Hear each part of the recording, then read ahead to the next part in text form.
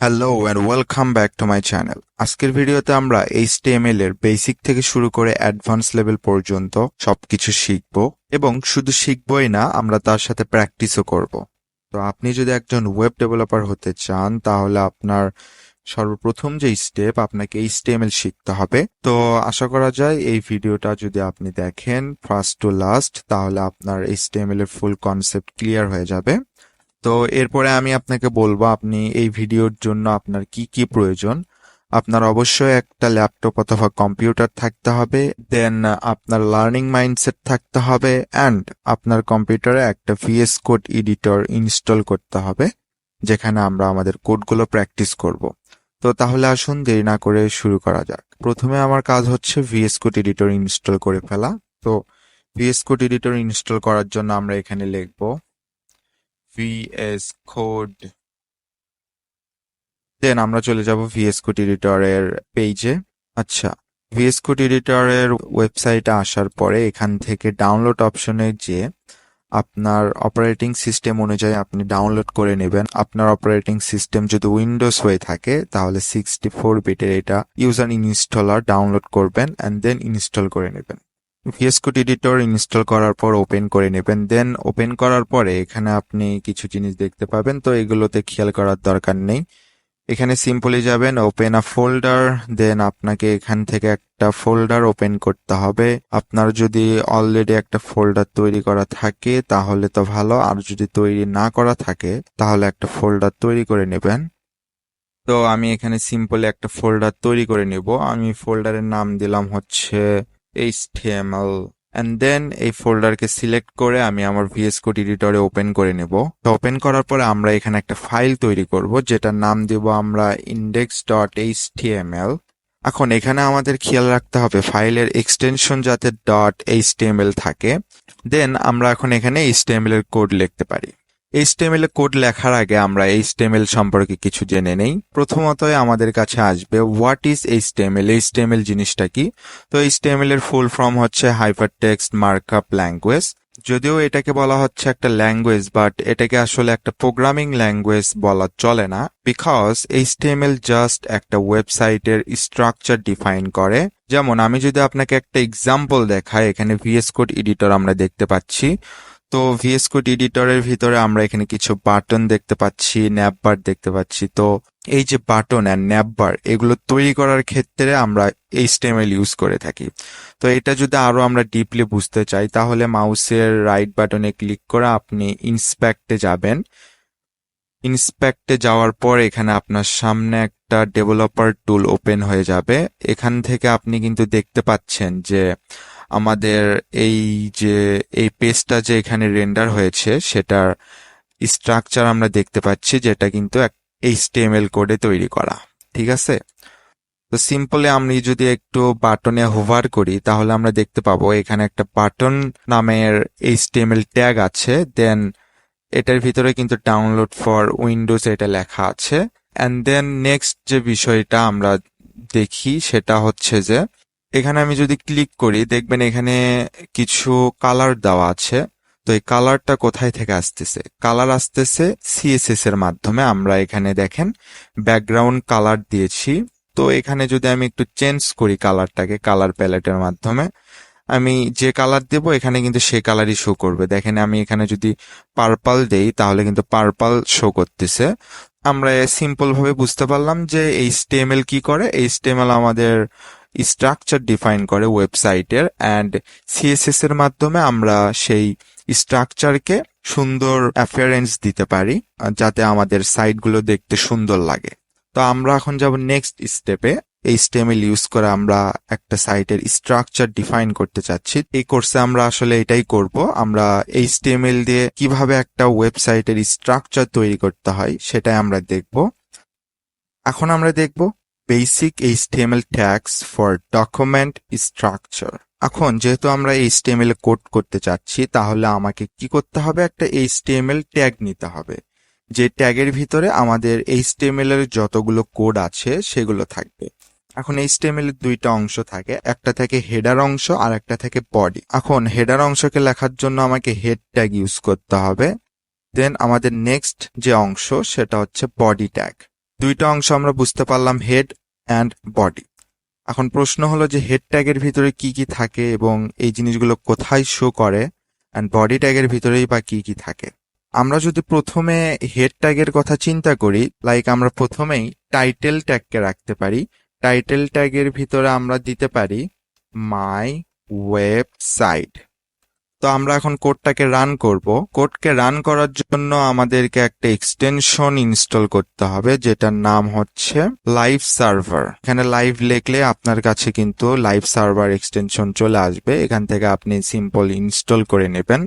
আমার already install করা আছে, যার কারণে আমি ইনস্টল করলাম না। অ্যান্ড এখানে আমি কি করব, মাউসের রাইট বাটনে ক্লিক করে ওপেন উইথ লাইভ সার্ভার, এখানে আমরা ক্লিক করব। ক্লিক করার সাথে সাথেই তো আমরা আমাদের যে পেজটা আছে সেটা পেয়ে যাব।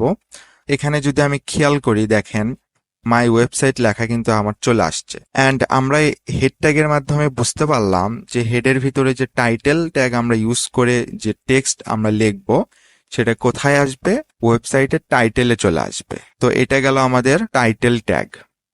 অ্যান্ড দেন আমরা কিন্তু এখানে শুধু টাইটেল ট্যাগই না, এছাড়াও আমরা অনেকগুলো ট্যাগ ইউজ করতে পারি, like meta tag, link tag, style tag, script tag and so on. And প্রত্যেকটা ট্যাগের আলাদা আলাদা কাজ আছে। নেক্সট আমরা এখন দেখব বডির ভিতরে আমরা কি কি করতে পারি। বডি ট্যাগের ভিতরে আমি সিম্পল একটা H1 ট্যাগ লিখলাম, অ্যান্ড দেন হ্যালো ওয়ার্ল্ড।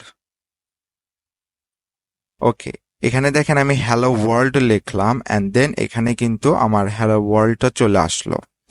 যদিও মেবি হ্যালো বানানটা ভুল, যাই হোক ব্যাপার না। বডি ট্যাগের ভিতরে যে কন্টেন্টগুলো আমরা লিখবো বা যে ট্যাগগুলো আমরা ইউজ করব, ঠিক আছে, সবকিছুই আমাদের সাইটে শো করবে। আচ্ছা, এখন আমরা দেখবো HTML কমেন্ট। তো HTML কমেন্ট ফেসবুক কমেন্টের মতো না যে আমরা কমেন্ট করে চলে আসলাম।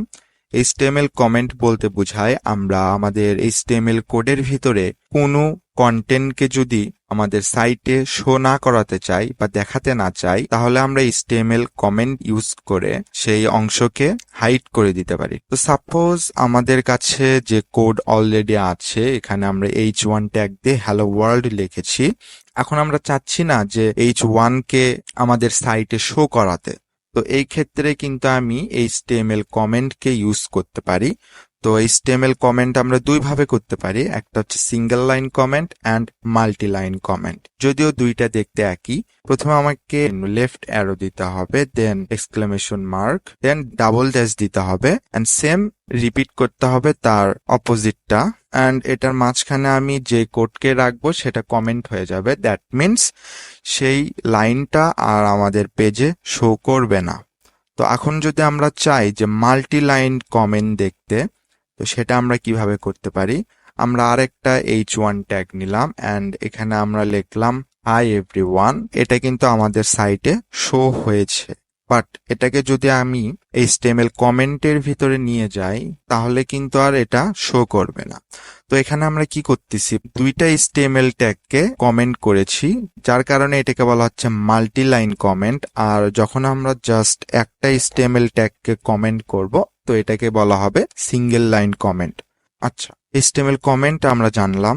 এখন আমি অনেক হয়তো ভারী ভারী ওয়ার্ড ইউজ করতেছি, like HTML tag, HTML element, আরো অনেক কিছুই নেক্সটে আমরা শুনবো। এগুলো যেহেতু শুনতেছি, তো এগুলোর মানে জানাটা খুবই দরকার, না হলে আমরা অনেক কিছুই বুঝতে পারবো না। তো আমরা এক এক করে এই জিনিসগুলোর পরিচিতি আমরা জেনে নিই। প্রথমে আমাদের কাছে আসবে কি HTML element and HTML tag. একটা HTML ট্যাগের অনেকগুলো পার্ট আছে, যেমন H1 এটাকে বলা হচ্ছে একটা HTML ট্যাগ, বডি এটাকেও বলা হচ্ছে একটা HTML tag, head, title, HTML, এই সবগুলোই কিন্তু এক একটা HTML ট্যাগ। এখন HTML ট্যাগের তিনটা অংশ আছে, ওপেনিং ট্যাগ, দেন এটাকে বলা হচ্ছে ক্লোজিং ট্যাগ, মাঝখানে আমরা হাই এভরিওয়ান দেখতে পাচ্ছি, এটাকে বলা হচ্ছে কন্টেন্ট। HTML ট্যাগ আমরা বুঝতে পারলাম, প্রত্যেকটা এক একটা HTML ট্যাগ। এখন এই যে opening tag, closing tag, content, এই পুরোটা মিলে একটা এলিমেন্ট হয়। আমরা যদি আরেকটা এক্সাম্পল দেখি, এখানে আমরা দেখতে পাচ্ছি বডি ট্যাগ। তো বডি ট্যাগের প্রথমে লেফট অ্যান্ড রাইট অ্যারোর ভিতরে বডি লেখা আছে, এটা হবে কি opening tag. Then left and right arrow plus কি আছে এখানে স্ল্যাশ, তার ভিতরে বডি, এটা হবে কি ক্লোজিং ট্যাগ।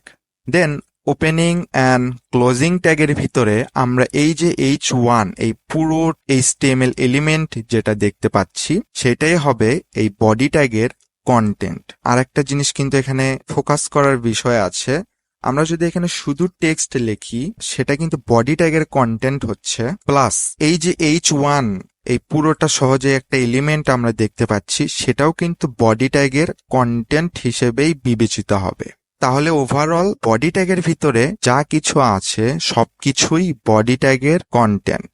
এখন যদি আমরা আরেকটু উপরে যাই, লাইক HTML, এখন HTML ট্যাগের ভিতরে আমরা যা কিছু দেখতে পাচ্ছি হেড, বডি, টাইটেল, H1, তারপরে টেক্সট, কমেন্ট করেছি সেই জিনিসগুলো সবকিছুই কিন্তু HTML ট্যাগের কন্টেন্ট, ঠিক আছে? অ্যান্ড এটা ওপেনিং ট্যাগ অ্যান্ড এটা ক্লোজিং ট্যাগ। আমার মনে হয় সব কনফিউশন দূর হয়েছে আপনার। নেক্সট আমাদের কাছে যেই HTML এর কনসেপ্টটা আছে সেটা HTML অ্যাট্রিবিউটস। আচ্ছা, HTML অ্যাট্রিবিউট দেখার জন্য আমরা আগে এইটা দেখে নিই যে একটা ওয়েবসাইটে আমরা কিভাবে ইমেজ শো করাতে পারি। তো ইমেজ শো করানোর জন্য আমাকে ইমেজ ট্যাগ ইউজ করতে হবে। অ্যান্ড দেন আমাদের কাছে দুইটা অপশন আছে, একটা হচ্ছে সোর্স আর একটা অল্ট, মানে অল্টারনেটিভ আমি কি শো করাতে চাচ্ছি। এখন এই সোর্সের ভিতরে আমাকে দিতে হবে আমি কোন ইমেজকে শো করাতে চাচ্ছি। আমি কোনো ইমেজকে ডাউনলোড করতেছি না, আমি জাস্ট এখান থেকে একটা ইমেজ নিব। সিম্পলি আমি এই ইমেজটাকে শো করাবো। তো এখানে যে আপনি রাইট বাটনে ক্লিক করে কপি ইমেজ অ্যাড্রেস এখানে ক্লিক করবেন। দেন এখান থেকে একটা লিংক আপনি পেয়ে যাবেন, সোর্সের ভিতরে ডাবল কোটের ভিতরে পেস্ট করে দেবেন। পেস্ট করার পরে আপনি কিন্তু আপনার সাইটে ইমেজটা দেখতে পাবেন। যদিও ইমেজটা দেখতে অনেক বড় লাগতেছে, বাট ব্যাপার না, এগুলো CSS দিয়ে সবকিছু ঠিক করা যায়। তো আমরা এখানে ইমেজ শো করাইতে পারছি। এখন আমরা দেখি এখানে অ্যাট্রিবিউট কই থেকে আসলো। এই যে ইমেজ ট্যাগের ভিতরে আমরা যে সোর্স লিখেছি এন্ড যেটার ভিতরে আমরা ইমেজের লিংক পেস্ট করলাম এটাকে বলা হচ্ছে অ্যাট্রিবিউট। দ্যাট মিনস কোনো এলিমেন্টের ওপেনিং ট্যাগের ভিতরে যদি কোনো টেক্সট আমরা ইউজ করি তো সেগুলোই অ্যাট্রিবিউট নামে পরিচিত হবে। এখানে আমরা সোর্স ইউজ করেছি, তো একটা অ্যাট্রিবিউটের কিন্তু দুইটা অংশ থাকে, একটা থাকে অ্যাট্রিবিউট নেম আর একটা থাকে অ্যাট্রিবিউট ভ্যালু। তো আমরা এই পাশে যে সোর্স বা অল্ট লিখেছি এগুলোর নাম হচ্ছে অ্যাট্রিবিউট নেম। তো এখানে আমি যদি আপনাকে বলি যে ইমেজ ট্যাগের ভিতরে আমরা কয়টা অ্যাট্রিবিউট ইউজ করেছি, প্রথম যে অ্যাট্রিবিউট সেটা হচ্ছে source and second alt, and প্রথম যে অ্যাট্রিবিউট সেটার অ্যাট্রিবিউট নেম কি সোর্স, অ্যান্ড অ্যাট্রিবিউট ভ্যালু আমরা দিয়েছি একটা ইমেজের লিংক, অ্যান্ড এখানে আছে অল্ট যেটা অল্টারনেটিভ শো করবে যদি আমাদের কাছে ইমেজ না থাকে তাহলে। তো এখানে আমি জাস্ট লিখে দিলাম ইমেজ। তো এখন আমি চাচ্ছি এই যে লিঙ্কটা আছে সেটাকে আমি রিমুভ করে দেব। লিঙ্ককে যদি আমি রিমুভ করে দেই, দেখেন এখানে কিন্তু ইমেজ শো হয়েছে। দ্যাট মিনস যদি আমার কাছে বাই চান্স ইমেজ না থাকে তাহলে আমরা অল্টারনেটিভ কি শো করাতে চাচ্ছি, কি টেক্সট, সেটার জন্য আমরা অল্ট অ্যাট্রিবিউটটা ইউজ করে থাকি ইমেজের ভিতরে। তো আমরা আবার এই ইমেজকে এখানে আনি, কপি ইমেজ অ্যাড্রেস, দেন সোর্সের ভিতরে আমরা পেস্ট করে দিলাম। নাইস। তো এখানে আমরা দেখতে পাচ্ছি ইমেজের সাইজটা খুব বড় হয়েছে। আমরা চাইলে এটাকে CSS এর মাধ্যমে ঠিক করতে পারি, বা এখানে আমাদের কাছে আরো HTML এর অ্যাট্রিবিউট আছে কিছু, লাইক উইথ, হাইট। তো আমরা যদি এখানে উইথ ইউজ করি, তো উইথ যদি আমরা 12 ইউজ করি, দেখেন অনেক ছোট হয়েছে, কিন্তু 124 দিয়ে দেই। অ্যান্ড এখানে আমরা চাইলে হাইটও দিতে পারবো, হাইট আমরা দিলাম 100। তো দেখেন এখানে কিন্তু হাইট অ্যাপ্লাই হয়েছে। যে কোনো একটা দিলেই হয়, হাইট অথবা উইথ, দুইটা একসাথে কখনোই দিবেন না। তো HTML ট্যাগের অ্যাট্রিবিউটের অনেকগুলো তো অপশন আছে আপনার কাছে, লাইক আপনি এখানে ID, class, source, href, alt আরো অনেক কিছু ইউজ করতে পারেন। আপাতত এই কয়েকটা জিনিসই দেখলাম। আমরা নেক্সট আরো যে HTML ট্যাগগুলো দেখব, কোন ট্যাগের আন্ডারে কি কি অ্যাট্রিবিউট আছে সেগুলো আমরা সাথে সাথে দেখে নেব। তো এখন আমরা সব অ্যাট্রিবিউট নিয়ে আলোচনা না করাই ভালো। এখন আপনার একটা প্রশ্ন হতে পারে, এখানে HTML ট্যাগের ওপেনিং ট্যাগ ছিল, ক্লোজিং ট্যাগ ছিল, বাট এখানে কি হলো? এখানে তো কোনো ওপেনিং ক্লোজিং ট্যাগ নাই। তো এটার অ্যান্সার হচ্ছে, এটাকে বলা হয় সেলফ ক্লোজিং ট্যাগ। যেখানে আপনি দেখতে পাবেন দুইটা অ্যারো আছে অ্যান্ড রাইট অ্যারোর পাশে একটা স্ল্যাশ দেওয়া আছে, সেটাকে বলা হবে কি self closing tag. That means এটার কোনো ক্লোজিং ট্যাগ নাই, এটা নিজেই বন্ধ হয়ে যায়। আপাতত এই কোর্সটা করার জন্য আপনার যেই যে জিনিসগুলো জানা দরকার, যে যে কনসেপ্টগুলো আপনার বোঝা দরকার, তো সেইটুকু কিন্তু আমরা অলরেডি শিখেছি। এখন আমরা কি করব, HTML এর যতগুলো ট্যাগ আছে সবগুলো আমরা প্র্যাকটিস করে করে দেখব অ্যান্ড কোনটার কি আউটপুট আসে সেটা আমরা এই যে পাশে দেখব। এখন আমাদের টপিক হচ্ছে HTML হেডিংস। আমাদের কাছে HTML হেডিং লেখার জন্য অনেকগুলো ট্যাগ আছে, H1 থেকে শুরু করে H6 পর্যন্ত। এখন H1 থেকে শুরু করে H6 পর্যন্তই কেন থাকলো? H1 একটা থাকলেই তো কাজ শেষ হয়ে যায়। তো প্রথমত আপনি এখানে আউটপুট দেখে হয়তো খুব ভালোভাবে বুঝতে পারতেছেন যে কেন H6 পর্যন্ত আছে। কারণ H1 ট্যাগের ভিতরে আমরা যে টেক্সটগুলো লিখবো সেগুলো সব থেকে বড় দেখাবে, দেন H2 এর ভিতরে যে টেক্সট লিখবো সেগুলো H1 থেকে একটু ছোট দেখাবে, দেন H4, 5, 6 এরকম করে ফার্স্ট টু লাস্ট একটার পর একটা ছোট হতে থাকবে। তাহলে আমরা কিন্তু অলরেডি একটা কারণ জেনেছি যে কোনো টেক্সটকে ছোট বড় করার জন্য H1 থেকে শুরু করে H6 পর্যন্ত ট্যাগ আমরা ইউজ করতে পারি। দেন এটার কিন্তু আর একটা কাজ আছে, সেটা হচ্ছে যে এসইও করার ক্ষেত্রে এটা অনেক হেল্পফুল। লাইক এসইও বলতে আমরা কি বুঝি? Search engine optimisation. এখন আপনার ওয়েবসাইটে এমন কোনো টেক্সট আছে যেগুলো খুবই ইম্পর্টেন্ট বা যেগুলো আপনি বেশি হাইলাইট করতে চাচ্ছেন, বা আপনার সাইটের এগুলো একটা কি টপিকস আর কি, সেক্ষেত্রে আপনি প্রায়োরিটি বোঝাতে H1 tag, H2 tag, H3 tag এরকম করে 6 পর্যন্ত কিন্তু ইউজ করতে পারেন। দ্যাট মিনস আপনার সাইটের কোনো একটা টেক্সটের প্রায়োরিটি যদি বেশি হয়ে থাকে তাহলে আপনাকে H1 ট্যাগ ইউজ করতে হবে। দেন তার থেকে কম প্রায়োরিটির টেক্সট কোনটা, সেখানে আপনাকে H2 ইউজ করতে হবে। এইরকম করে সব থেকে বেশি প্রায়োরিটির ক্ষেত্রে H1 অ্যান্ড সব থেকে কম প্রায়োরিটির জন্য H6 ইউজ করতে হবে। আমরা নেক্সটে যাব প্যারাগ্রাফ ট্যাগ। আপনার ওয়েবসাইটে যদি আপনি কোনো কন্টেন্ট প্যারাগ্রাফ আকারে লিখতে চান তাহলে আপনাকে ইউজ করতে হবে P tag, and then P ট্যাগের ভিতরে আপনি যে কন্টেন্টগুলো লিখবেন সেগুলো আপনার সাইটে শো হবে। লাইক আমি এখানে কিছু ডামি টেক্সট দিলাম, ডামি টেক্সটগুলো কিন্তু আমার সাইটে শো হয়েছে। তো এখানে আমরা প্যারাগ্রাফ ট্যাগের মাধ্যমে আমাদের কন্টেন্টগুলো সেগুলো কিন্তু শো করাতে পারি। এখন এই প্যারাগ্রাফ ট্যাগের ভিতরে আরো কিছু ট্যাগ আছে যেগুলো ইউজ করে আমি আমার প্যারাগ্রাফকে আরো আকর্ষণীয় করতে পারি HTML ইউজ করেই। যেমন আমরা চাচ্ছি কি এখানে যে ডলারটা লেখা আছে এখানে একটা স্পেস দিতে, অ্যান্ড এটাকে আমি নেক্সট লাইনে লিখতে চাচ্ছি। তো এখানে আমি কি করলাম, একটা এন্টার প্রেস করলাম, বাট এখানে আমি যত এন্টার প্রেস করি না কেন আউটপুটে কিন্তু সেই জিনিসটা শো হবে না। একটু আমি এই H1 এই জিনিসগুলোকে কমেন্ট করে দেই তাহলে বুঝতে পারবো। ওকে, তো এখানে দেখেন আমি অনেক ইন্টারপ্রেস করলাম, অনেক স্পেস দিয়ে দিছি, কিন্তু আমাদের সাইটে আউটপুট আসেনি। এই জিনিসটা আমরা কিভাবে সলভ করতে পারি?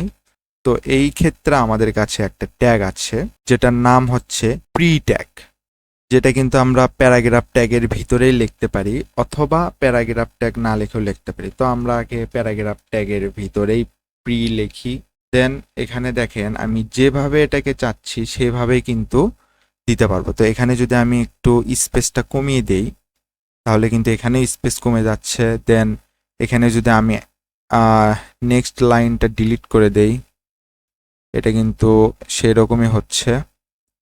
তো এখানে আমি একটু লাইনটা কেটে দেই, নাইস।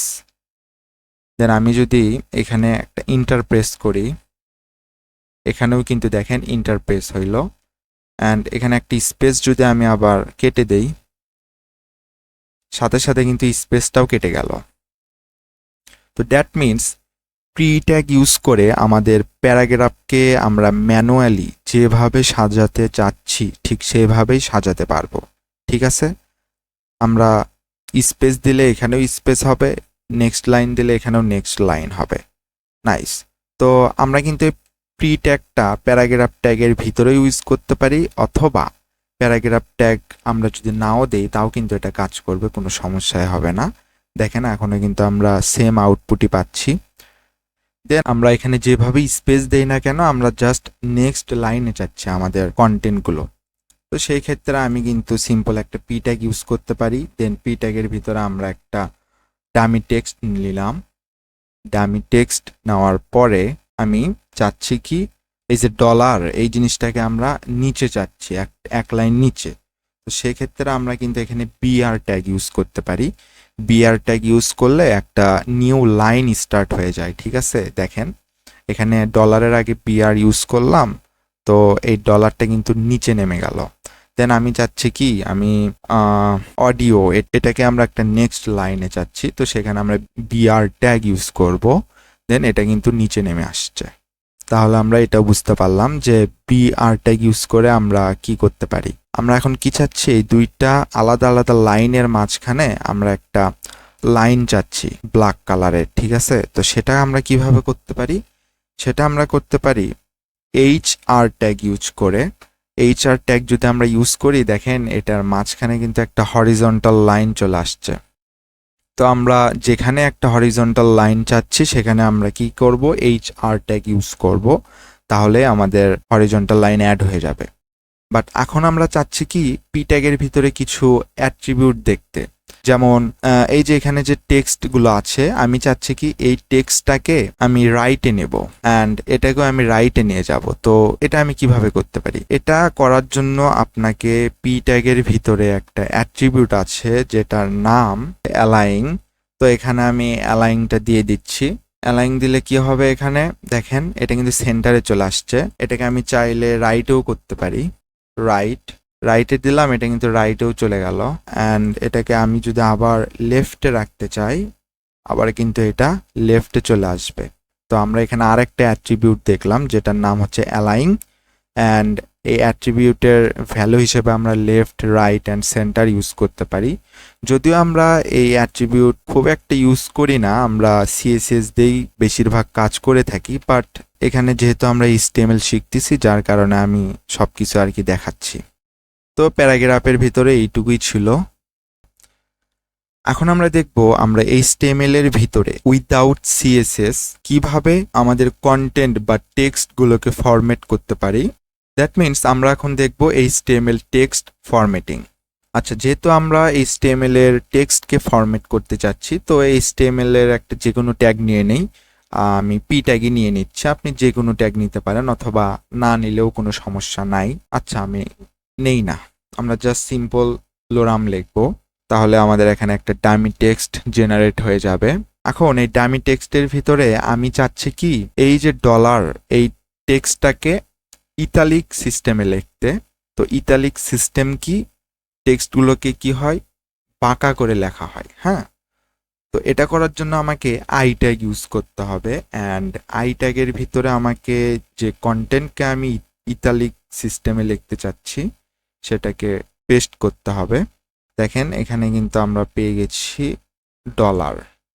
তো এই ডলারের দিকে যদি খেয়াল করেন, দেখবেন বাকি টেক্সটগুলোর থেকে ডলারটা কিন্তু একটু বাঁকাভাবে লেখা। দ্যাট মিনস এটা ইতালিক সিস্টেমে লেখা। ওকে, নাইস। তো আমরা এখন নেক্সট যে জিনিসটা চাচ্ছি সেটা হচ্ছে কোনো একটা টেক্সটকে ছোট করতে। ঠিক আছে, লাইক আমরা স্পাম যেটা আছে এটাকে আমরা ছোট করব। তো এটা করার জন্য HTML এর ভিতরে একটা ট্যাগ আছে যেটার নাম স্মল ট্যাগ, যেটার ভিতরে আমি এই স্মল ট্যাগের ভিতরে যদি কোনো টেক্সটকে আমি দেই তাহলে সেটা কি হবে, ছোট হয়ে যাবে, স্মল হয়ে যাবে। তো দেখেন লোরাম কিন্তু ঠিকঠাকই আছে, বাট স্মল ট্যাগের ভিতরে স্পাম নিয়েছি যার কারণে এই স্পামটা কিন্তু একটু ছোট হয়েছে। আমরা এখন চাচ্ছি কি, এই যে ডলার টেক্সটটা লেখা আছে সেটার নিচে একটা লাইন আনতে। সেটা আনার জন্য আমরা ইউজ করব INS ট্যাগ, অ্যান্ড INS ট্যাগের ভিতরে ডলারকে আমরা পেস্ট করে দেব, তাহলেই ডলারের নিচে আমরা একটা আন্ডারলাইন পেয়ে যাব। ঠিক আছে, দেন আমি এখন চাচ্ছি কি এই লোরামকে আমরা ডিলিট করে দিতে। ডিলিট বলতে এই লোরামের মাঝখানে একটা লাইন চলে আসবে, ঠিক আছে? তো এটা করার জন্য আমাকে ডেল ট্যাগ ইউজ করতে হবে অ্যান্ড এটার ভিতরে আমরা পেস্ট করে দেব আমাদের কন্টেন্টকে, যেটাকে আমরা ডিলিট করতে চাচ্ছি।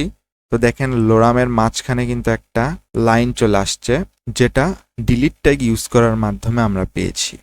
দেন আমরা আরেকটা মজার জিনিস শিখব। সাপোজ আমরা আমাদের এখানে একটা পানির সংকেত লিখতে চাচ্ছি। পানির সংকেত কি? H2O। তো সেটা আমরা কিভাবে লিখতে পারি? তো এটা লেখার জন্য সাপোজ আমরা একটা H2 ট্যাগ নিলাম। আচ্ছা, H2 ট্যাগ না নিই, এটা ঝামেলা হবে। আচ্ছা, H1 ট্যাগ নেই। H1 ট্যাগের ভিতরে প্রথমত আমরা H লিখলাম, দেন আমরা 2 লিখলাম, দেন O লিখলাম। তাহলে কি হলো? পানির সংকেত চলে আসছে H2O। কিন্তু এটা কি আদৌ হয়েছে? কারণ এইচ এর পাশে যে 2 সেটা কিন্তু একটু নিচে থাকে। তো এই 2 কে আমি কিভাবে এইচ এর নিচে নিয়ে আসব? তো এটা নিয়ে আসার জন্য আমাকে ইউজ করতে হবে সাব ট্যাগ, ঠিক আছে, SUB। দেন এটার মাঝে আমাকে দিতে হবে 2। তাহলেই কিন্তু আমরা ইজিলি H2O লিখতে পারি, যেটা কিন্তু পানির সংকেত।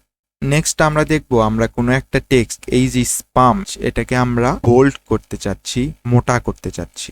তো সেই ক্ষেত্রে আমাকে কি করতে হবে? স্ট্রং ট্যাগ ইউজ করতে হবে অ্যান্ড স্ট্রং ট্যাগের ভিতরে আমাকে যে স্পামটা আছে সেটা পেস্ট করে দিতে হবে। তাহলে দেখেন এখানে যে স্পামটা সেটা কিন্তু বোল্ড হয়েছে। অ্যান্ড এই স্ট্রং ট্যাগের কিন্তু শুধু বোল্ড করার ক্ষেত্রে যে কাজ করে তাও কিন্তু না, এটাও কিন্তু এসইওর ক্ষেত্রে অনেক ভূমিকা পালন করে। লাইক টেক্সটের ভিতরে কোন টেক্সটটা সব থেকে বেশি স্ট্রং বা প্রায়োরিটি দেওয়া হচ্ছে, সেই ক্ষেত্রেও কিন্তু আমরা এই স্ট্রং ট্যাগটা ইউজ করতে পারি। দেন আমরা কোনো একটা টেক্সটকে বোল্ড করার জন্য পি ট্যাগও কিন্তু ইউজ করতে পারি। পি ট্যাগ ইউজ করলাম, দেন ELIT কে এটার ভিতরে নিয়ে গেলাম। দেখেন এখানে টেক্সট কিন্তু বোল্ড হয়েছে। আচ্ছা, এখন আমরা চাচ্ছি কি কোনো স্পেসিফিক কন্টেন্টকে মার্ক করতে। লাইক আমরা মার্কার পেন ইউজ করে আমাদের বই বা খাতায় আমরা লাইনগুলো দাগাতাম না, সেই রকম করতে চাচ্ছি। তো সেটা করার জন্য আমাকে ইউজ করতে হবে মার্ক ট্যাগ। তো আমি চাচ্ছি এইটুকু অংশকে মার্ক করতে, ঠিক আছে, MARK। তো মার্ক ট্যাগের ভিতরে আমি যে কন্টেন্টকে নিব, লাইক আমি এই কন্টেন্টকেই নিলাম, কপি করলাম, দেন পেস্ট, সেটা কিন্তু মার্ক হয়ে যাবে। দেখেন মার্কার দিয়ে যেভাবে মার্ক করি সেরকম হয়েছে। দেন এখন আমরা আরেকটা জিনিস চাচ্ছি, লাইক আমরা একটা সূত্র লিখতে চাচ্ছি, A² + B²। তো সেটা আমরা কিভাবে লিখতে পারি? তো সেটা লেখার জন্য আমরা H1 ট্যাগ নিলাম, দেন A² + B²। বাট এখানে তো A² B² আসেনি, এখানে A2 and B2 আসছে। এখন এই 2 কে আমরা কিভাবে উপরে তুলতে পারি? তো উপরে তোলার জন্য আমাকে ইউজ করতে হবে SUP, সাব ট্যাগ। নাইস।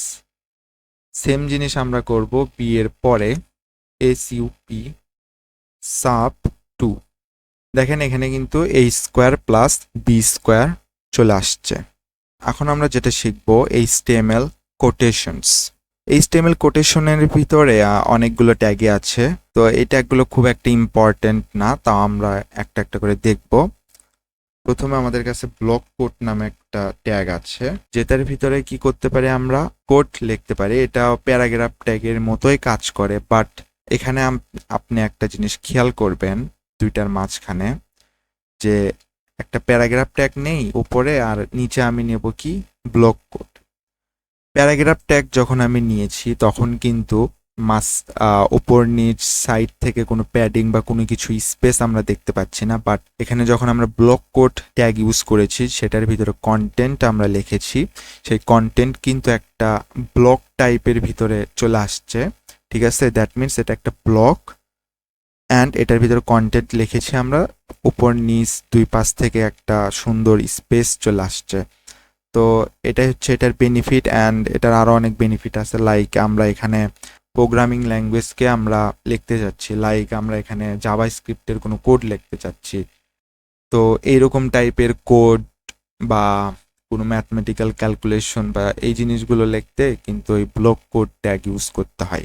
দেন আমাদের কাছে নেক্সট যেই ট্যাগ আসবে সেটা হচ্ছে অ্যাড্রেস ট্যাগ। লাইক আমরা এখানে কোনো অ্যাড্রেস লিখতে চাচ্ছি, যেমন আমি এখানে একটা অ্যাড্রেস লিখলাম, অ্যান্ড এই অ্যাড্রেসটা লেখার জন্য আমরা কি করব, অ্যাড্রেস ট্যাগ ইউজ করব। এখন ইনিশিয়ালি আপনার কাছে মনে হতে পারে যে সব ট্যাগের কাজ তো মোটামুটি একই লাগতেছে, H1ও যা লাগলো সবকিছু, পি ট্যাগও তা লাগলো, এবং block code, pre and address সবকিছুর কাজ তো একটাই, HTML দিয়ে সাইটে কন্টেন্ট শো করানো, ঠিক আছে। বাট যদিও সবগুলোর মেইন গোল কন্টেন্ট শো করানো, কিন্তু স্পেসিফিক কাজের জন্য আপনি যদি স্পেসিফিক ট্যাগ ইউজ করেন তাহলে কিন্তু আপনার সাইট অনেক ভালো র্যাঙ্কিং করবে, বিকজ একটা সাইটের এসইও ভালো হওয়ার জন্য HTML কিন্তু অনেক ভালো ভূমিকা পালন করে। অনেকে HTML কে আসলে ওইভাবে টাইম দিতে চায় না, বাট HTML খুবই ইম্পর্ট্যান্ট একটা পার্ট একটা ওয়েবসাইটের, অ্যান্ড আপনি যদি HTML কোড ভালো করে না লেখেন তাহলে কিন্তু আপনার যত ভালো সাইটই হোক সেই সাইটটা কিন্তু র্যাঙ্কিং করবে না গুগলে, ঠিক আছে।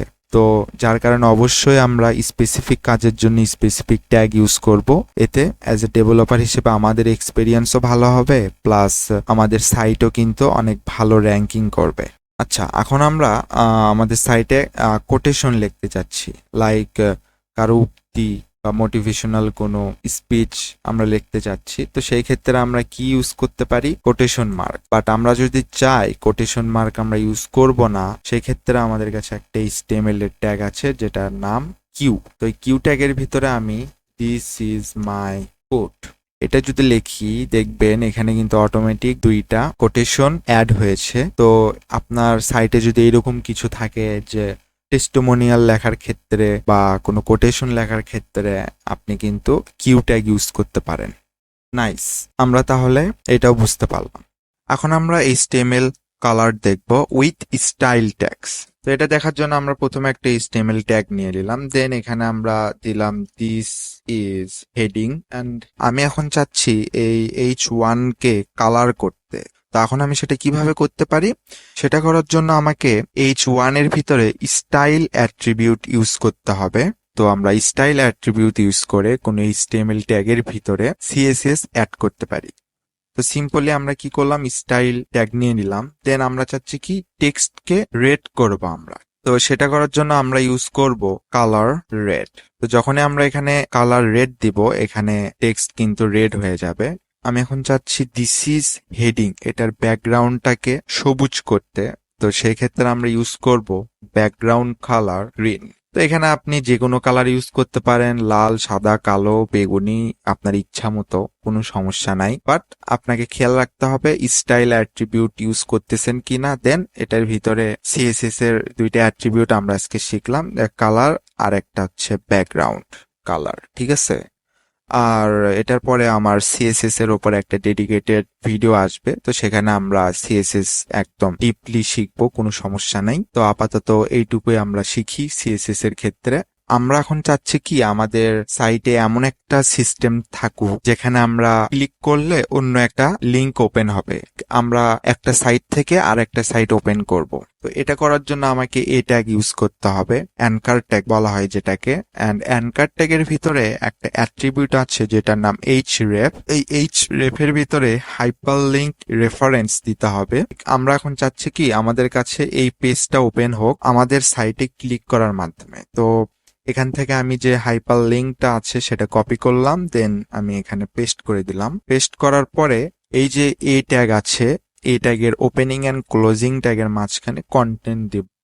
তো সাইটের নামটা আমি এখান থেকে কপি করব অ্যান্ড এখানে পেস্ট করে দিলাম। তো এখন যদি আমি আমাদের সাইটে যাই, এখানে দেখেন এই টেক্সটের কালারটা কিন্তু একটু অন্যরকম দেখাচ্ছে অ্যান্ড নিচে আন্ডারলাইন দেখাচ্ছে, দ্যাট মিনস এটা একটা লিংক। তো এখানে আমি যখন মাউস পয়েন্টারটা নিয়ে যাব তো কার্সার কিন্তু পয়েন্টার হয়ে যাবে, অ্যান্ড এখানে আমি ক্লিক করলে অন্য একটা সাইট ওপেন হয়ে যাবে। এই যে দেখেন অন্য একটা সাইট ওপেন হয়েছে। তো এখন যদি আমরা একটা জিনিস খেয়াল করি, এখানে ক্লিক করলে আমাদের সাইটের ভিতরেই কিন্তু নতুন একটা সাইট ওপেন হচ্ছে, বাট আমরা তা চাচ্ছি না।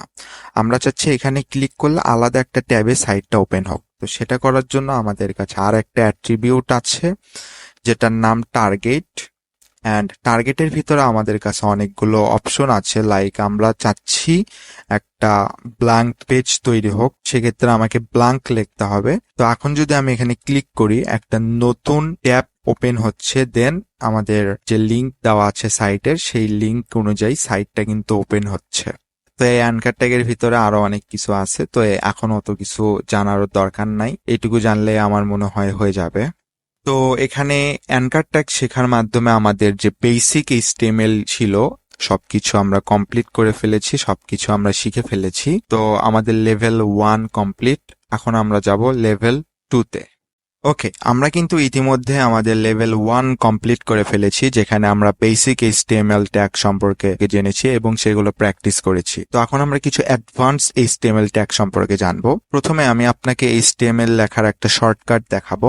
তো এখানে যদি আপনি এক্সক্লেমেশন মার্ক লেখেন অ্যান্ড দেন ইন্টার প্রেস করেন, আপনার কাছে এইচটিএমএল এর বেসিক বয়লার প্লেট কোড তৈরি হয়ে যাবে, যেখানে আপনি দেখবেন এইচটিএমএল লেখা আছে অ্যান্ড এইচটিএমএল এর ভিতরে হেড অ্যান্ড বডি ট্যাগ আছে, অ্যান্ড হেড ট্যাগের ভিতরে আমরা আরো কিছু জিনিস দেখতে পাচ্ছি। এখানে একটা ট্যাগ আছে যেটার নাম মেটা, অ্যান্ড মেটা ট্যাগের ভিতরে আমরা একটা অ্যাট্রিবিউট দেখতে পাচ্ছি, অ্যান্ড অ্যাট্রিবিউটের ভিতরে একটা ভ্যালু দেখতে পাচ্ছি UTF-8।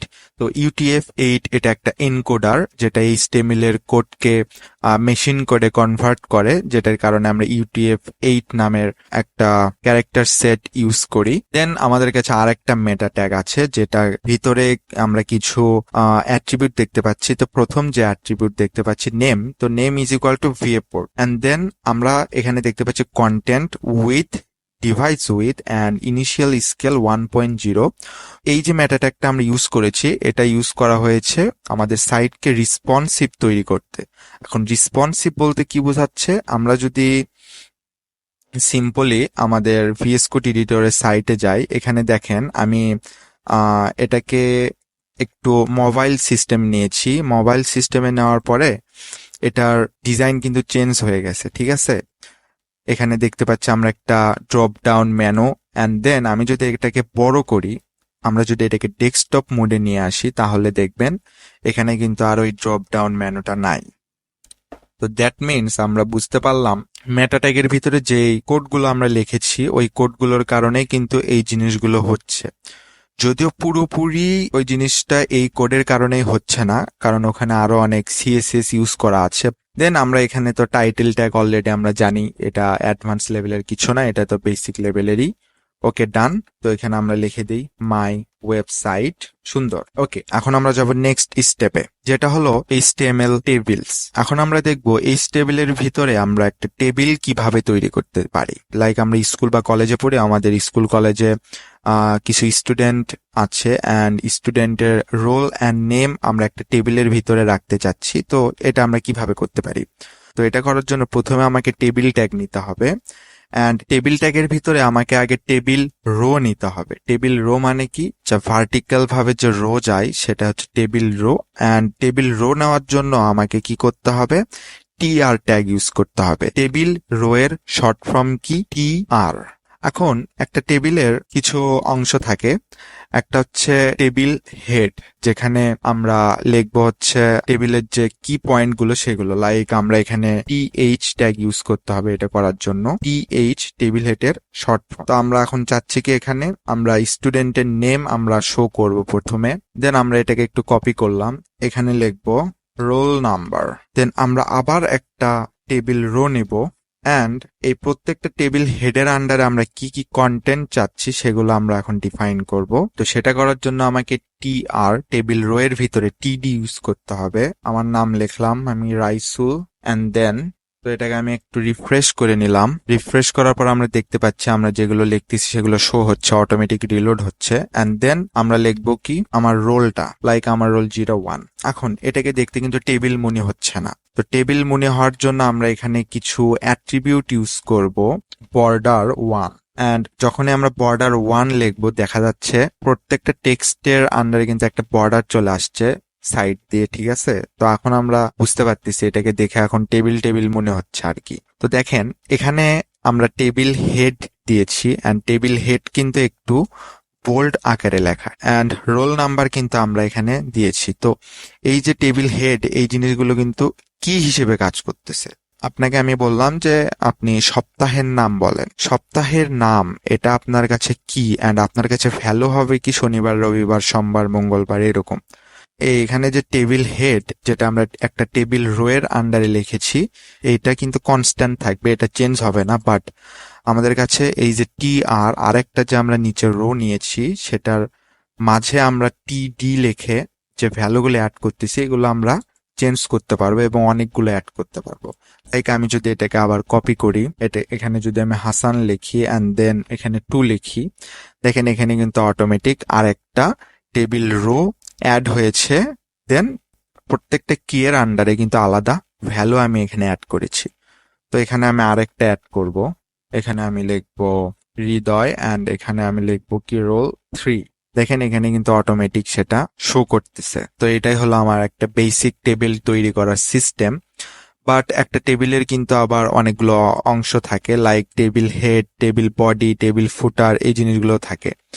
তো এই জিনিসগুলো আমরা এখানে অ্যাপ্লাই করতে পারি। লাইক আমরা এখানে কি করলাম, টি হেড, ঠিক আছে, এন্ড টি হেডের ভিতরে আমরা এখান থেকে যে টি আর রো, টেবিল রো লেখা আছে সেটাকে আমরা দিতে পারি। সুন্দর, আমরা দিয়ে দিলাম। দেন আমাদের কাছে যে টেবিল বডি আছে সেই বডির ভিতরেও কিন্তু দিতে পারি। তো সেটা লেখার জন্য টি বডি ট্যাগ ইউজ করতে হবে আমাকে। অ্যান্ড টি বডি ট্যাগের ভিতরে যতগুলো কন্টেন্ট আছে আমার টেবিলের, সেই কন্টেন্টগুলো আমরা রাখবো।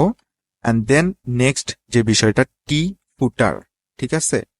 টি ফুটারের ভিতরে কি থাকে, আমাদের টেবিলের যে ফুটার পার্ট, অর্থাৎ আমাদের সাইটের যেরকম ফুটার থাকে সেরকম টেবিলেরও কিন্তু একটা ফুটার থাকে, যেটা সবার নিচে থাকে আর কি। তো এখানে আমরা লিখতে পারি দিস ইজ টেবিল। যদিও এটা উপরে চলে গেছে, বাট এটাকে আমরা সিএসএস দিয়ে কিন্তু সবকিছু ঠিকঠাক করতে পারি, কোনো ব্যাপার না। তো এটা সিএসএস এর ভিডিও না, যার কারণে আমি এখানে কোনো সিএসএস অ্যাপ্লাই করতেছি না। জাস্ট আমি HTML দিয়ে আপনাদের স্ট্রাকচার গুলো দেখাচ্ছি। অ্যান্ড নেক্সট ভিডিওতে অবশ্যই আমরা সিএসএস ইউজ করে HTML গুলো আবার প্র্যাকটিস করবো, অ্যান্ড তখন আরো ভালোভাবে বুঝতে পারবে। অ্যান্ড সিএসএস ইউজ করলে জিনিসগুলো দেখতে আরো সুন্দর লাগবে। তো অবশ্যই আমরা শিখবো, নো প্রবলেম। আচ্ছা, আমরা HTML টেবিল সম্পর্কে জানলাম। এখন আমরা জানবো HTML লিস্ট সম্পর্কে। ঠিক আছে, এখন HTML লিস্টের ভিতরে অনেকগুলো লিস্ট আছে, লাইক HTML এমনিতে লিস্ট থাকে একটা, HTML ordered list, unordered list, description list and so on. তো একটা একটা করে আমরা এখন সব দেখবো। প্রথমে আসি আমরা HTML লিস্টের ভিতরে। আমরা কিভাবে একটা HTML লিস্ট তৈরি করতে পারি। তো একটা এক্সাম্পল ধরেন, আমরা স্কুল কলেজে পড়ি অ্যান্ড সেখানে কিছু স্টুডেন্ট আছে। তো এখন আমরা চাচ্ছি কি স্টুডেন্টের জাস্ট নেম গুলো লিখতে। এর আগে আমরা কি করেছিলাম, নেম অ্যান্ড রোল লিখেছিলাম একটা টেবিলের ভিতরে, বাট এখন আমরা শুধু নেম লিখবো, বাট সেটা একটা লিস্ট আকারে লিখবো। তো লিস্ট আকারে আমরা বিভিন্নভাবে লিখতে পারি, আনওয়ার্ডার ভাবেও লিখতে পারি, ওয়ার্ডার ভাবেও লিখতে পারি। তো প্রথমত আমরা আনওয়ার্ডার ভাবে লিখি, যেখানে কোনো ওয়ার্ডার থাকবে না। ওকে, আনওয়ার্ডার লিস্ট লেখার জন্য আমাকে ইউএল ট্যাগ ইউজ করতে হবে প্রথমত, অ্যান্ড দেন আমাকে ইউএল ট্যাগের ভিতরে আরেকটা ট্যাগ ইউজ করতে হবে লিস্ট আইটেম লেখার জন্য, এলআই ট্যাগ। তো লিস্ট আইটেমের শর্ট ফর্ম কি, এলআই। দেখেন এলআই লেখার সাথে সাথে এখানে কিন্তু একটা বুলেট পয়েন্ট চলে আসছে, অ্যান্ড এই বুলেট পয়েন্টের ভিতরে এখন আমি যে কোনো টেক্সট শো করাতে পারবো। তো এই কারণে আমাকে এলআই ট্যাগের ভিতরে টেক্সট গুলো দিতে হবে, লাইক রাইসুল। অ্যান্ড আমি এখন আরো অনেকগুলো অ্যাড করতে যাচ্ছি, তো সেক্ষেত্রে আমাকে কপি করতে হবে হাসান, হৃদয়, খান। তো দেখেন আমরা একটা আনওয়ার্ডার লিস্ট তৈরি করেছি, যেখানে কোনো ওয়ার্ডার নাই যে কোনটার পর কোনটা, আমরা সিম্পলি আর কি বুলেট পয়েন্টের মাধ্যমে লিস্ট রেখে দিয়েছি। তো আনওয়ার্ডার লিস্টের শর্ট ফর্ম কি, ইউএল, অ্যান্ড লিস্ট আইটেম, এগুলো প্রত্যেকটা কিন্তু একটা লিস্টের আইটেম। হ্যাঁ, যার কারণে এটা শর্ট ফর্ম কি, এলআই। নাইস, আমরা আনওয়ার্ডার লিস্ট বুঝতে পারলাম। এখন আমরা চাচ্ছি এগুলোকে আমরা ওয়ার্ডার একটা সিকোয়েন্স মেনটেন করে লিখতে, লাইক 1 2 3 এরকম লিখবো। তো সেক্ষেত্রে আমাকে ওএল ট্যাগ ইউজ করতে হবে রাদার দ্যান ইউএল। ঠিক আছে, তো আমরা সিম্পল ওএল ইউজ করব, তাহলেই একটা সিকোয়েন্স মেনটেন করে কিন্তু এই লিস্ট চলে আসবে, লাইক 1 2 3 4। আমাদের কাছে এখন কিন্তু এই ওএল ট্যাগের ভিতরে অনেকগুলো অ্যাট্রিবিউট আছে। তো প্রথম যে অ্যাট্রিবিউট আমরা দেখব সেটা হচ্ছে যে আমরা এখানে রিভার্স ওয়েতেও কিন্তু লিখতে পারি। লাইক আমরা 4 থেকে আমার লিস্টটা স্টার্ট করতে চাচ্ছি, তো সেক্ষেত্রে আমরা কি করতে পারি, রিভার্সড করে দিতে পারি। তো এই রিভার্সড অ্যাট্রিবিউট ইউজ করার সাথে সাথেই কিন্তু নিচে থেকে কাউন্ট করা শুরু হবে বা উপর থেকে উল্টা কাউন্ট করা শুরু হবে। অ্যান্ড আমরা যদি চাই যে স্পেসিফিক ভাবে কোনো একটা নাম্বার থেকে স্টার্ট হোক, লাইক আমি চাচ্ছি এখানে 5 থেকে স্টার্ট হোক, হ্যাঁ 5 থেকে স্টার্ট হয় 5, 6, 7, 8 পর্যন্ত যাক, তো সেক্ষেত্রে আমি আর একটা অ্যাট্রিবিউট ইউজ করতে পারি যেটার নাম স্টার্ট অ্যাট্রিবিউট। অ্যান্ড এখানে আমি যে নাম্বারটা দেব সেই নাম্বার থেকেই আমার লিস্ট স্টার্ট হবে। লাইক এখানে আমি 5 দিলাম, তাহলে 5 থেকে 8 পর্যন্ত কিন্তু চলে গেল। আমি এখানে 9 দিতে পারি, 9 দিলে কি হবে, 9 থেকে যত পর্যন্ত যাওয়া যায় ম্যাক্সিমাম চলে যাবে। দেন আমি কিন্তু চাইলে এটাকে রোমান সংখ্যাতেও লিখতে পারি। তো এই রোমান সংখ্যার সিস্টেমটা তৈরি করার জন্য ওএল এর ভিতরে একটা অ্যাট্রিবিউট আছে যেটার নাম টাইপ অ্যাট্রিবিউট। অ্যান্ড টাইপ অ্যাট্রিবিউটের ভিতরে আমরা অনেকগুলো ভ্যালু দেখতে পাচ্ছি। লাইক আমরা রোমান সংখ্যা থেকে শুরু করি, ছোট হাতের আই যদি আমি দেই, তাহলে দেখেন এখানে কিন্তু আই, আর double I, triple I, I V, এগুলো হচ্ছে রোমান সংখ্যা। তো এখন আমরা চাচ্ছি রোমান সংখ্যা দিব না, আমরা দিব হচ্ছে simple alphabet, like A B C D, এরকম করে একটা লিস্ট তৈরি করতে চাচ্ছি। তো সেই ক্ষেত্রে আমার ওয়ার্ড আর্ট লিস্টের টাইপ দিতে হবে ক্যাপিটাল এও দিতে পারি অথবা ছোট এও দিতে পারি। তো ক্যাপিটাল যদি দেই তাহলে এবিসি ক্যাপিটালে আসবে, আর যদি আমরা স্মল লেটার দেই তাহলে দেখেন আমাদের লিস্টটা স্মল লেটারে আসছে। অ্যান্ড আমরা যদি চাই এটাকে দিতে পারি ক্যাপিটাল রোমান সংখ্যাতেও কিন্তু দিতে পারি, তাহলে ক্যাপিটাল রোমানে আসবে। আর বাই ডিফল্ট আমাদের কাছে যে টাইপ থাকে সেটা নাম্বার, ঠিক আছে। তো এটা আপনি যদি দেন তাহলেও যে কাজ করবে, আর না দিলেও একই কাজই করবে। এখন এখানে আরো কিছু এক্সপেরিমেন্ট করা যেতে পারে, লাইক আমি এখানে এ দিতে পারি, অ্যান্ড এখানে আমি দিতে পারি স্টার্ট ফ্রম, এখানে আমি কি দিব, বি দিব। হ্যাঁ, বি কিন্তু কাজ করতেছে না, তো স্টার্ট ফ্রম 2 দেই। হ্যাঁ দেখেন 2 দিলে কিন্তু কাজ করবে। দ্যাট মিনস অ্যালফাবেটের সেকেন্ড যে পজিশন সেখান থেকে আমার লিস্টটা তুমি শুরু করো। আমি এটা আর কি বলতেছি HTML এর মাধ্যমে। তো এখানে যদি আমি 10 দেই তাহলে দেখেন আমাদের লিস্ট কিন্তু জে থেকে চলে আসছে। তো ঠিক একই রকম ভাবে আমার যে রোমান সংখ্যা আছে সেটার ক্ষেত্রেও প্রযোজ্য। 10 থেকে শুরু হচ্ছে, এক্স থেকে, রোমান এক্স। আচ্ছা, আমরা ওয়ার্ড আর্ট লিস্ট বুঝতে পারলাম, আনওয়ার্ড আর্ট লিস্টও বুঝতে পারলাম। এখন আমরা চাচ্ছি একটা ডেসক্রিপশন লিস্ট তৈরি করতে। তো সেটা তৈরি করার জন্য আমাকে প্রথমত ইউজ করতে হবে ডিএল, ডেসক্রিপশন লিস্টের শর্ট ফর্ম কি, ডিএল। তো ডিএল ট্যাগ ইউজ করতে হবে। দেন ডিএল ট্যাগের ভিতরে আমাকে ডেসক্রিপশনের টাইটেল দিতে হবে। তো এখানে দিব আমরা কি, ডিটি, যেটা কিন্তু ডেসক্রিপশন টাইটেলের শর্ট ফর্ম।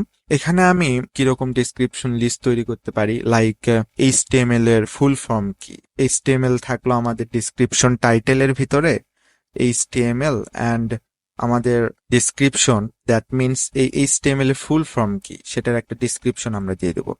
তো এখানে ডেসক্রিপশন ডিডি ইউজ করতে হবে আমাকে ডেসক্রিপশনটা লেখার জন্য, অ্যান্ড এটার ভিতরে আমরা HTML এর ফুল ফর্মটা দিয়ে দেব, ঠিক আছে। তো দেখবেন HTML এর নিচে কিন্তু একটা স্পেস আছে, অ্যান্ড দেন একটা স্পেস দিয়ে তারপর থেকে কিন্তু HTML এর যে ফুল ফর্ম সেটা লেখা স্টার্ট হয়েছে। দ্যাট মিনস আপনার ডেসক্রিপশন টাইটেল যত বড় সেইটুকু স্পেস বাদ দিয়ে আপনার ডেসক্রিপশন, মেইন যে ডেসক্রিপশন সেটা স্টার্ট হবে, ঠিক আছে। তো এরকম করে আমি আরো কিছুর জন্য লিখতে পারি, লাইক আমি সিএসএস এর ফুল ফর্ম লিখবো ক্যাসকেডিং স্টাইল শিট। দেখেন সিএসএস এখানে আসছে, অ্যান্ড দেন তার নিচে একটু স্পেস দিয়ে এটার যে ফুল ফর্ম সেটা কিন্তু শো হয়েছে। তাহলে আমরা HTML লিস্টের ভিতরে ordered list, unordered list, description list, এই 3 ধরনের লিস্ট তৈরি করা শিখলাম, এবং আমরা এক্সাম্পলের মাধ্যমে সেটা দেখেছি।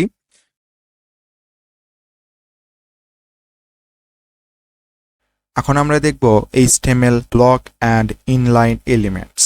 তো এখন আমরা আগে দেখি ব্লক লেভেল এলিমেন্ট কি এবং ইনলাইন এলিমেন্ট কি।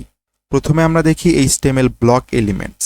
HTML ব্লক এলিমেন্ট যখন আমরা নেব তখন ব্লক এলিমেন্ট কি করবে, ফুল উইথ নিয়ে নিবে। অ্যান্ড এটা আসলে একটা টপ লেভেল এলিমেন্টও বলা চলে। অ্যান্ড ইনলাইন এলিমেন্টস এর কথা যদি বলি, এগুলো কি করবে, জাস্ট যেটুকু কন্টেন্ট সেটুকুই সাইজ নেবে। তো আমরা কিন্তু ইতিমধ্যে অলরেডি অনেকগুলো block element and inline elements দেখেছি, ঠিক আছে। তো তার মধ্যে কয়েকটা যদি আমি একটু প্র্যাকটিস করি, যেমন আমরা একটা HTML ট্যাগ বা HTML এলিমেন্ট দেখেছি যেটার নাম ছিল কি h1। তো দিস ইজ h1 ট্যাগ, আমি এটা লিখলাম, ঠিক আছে।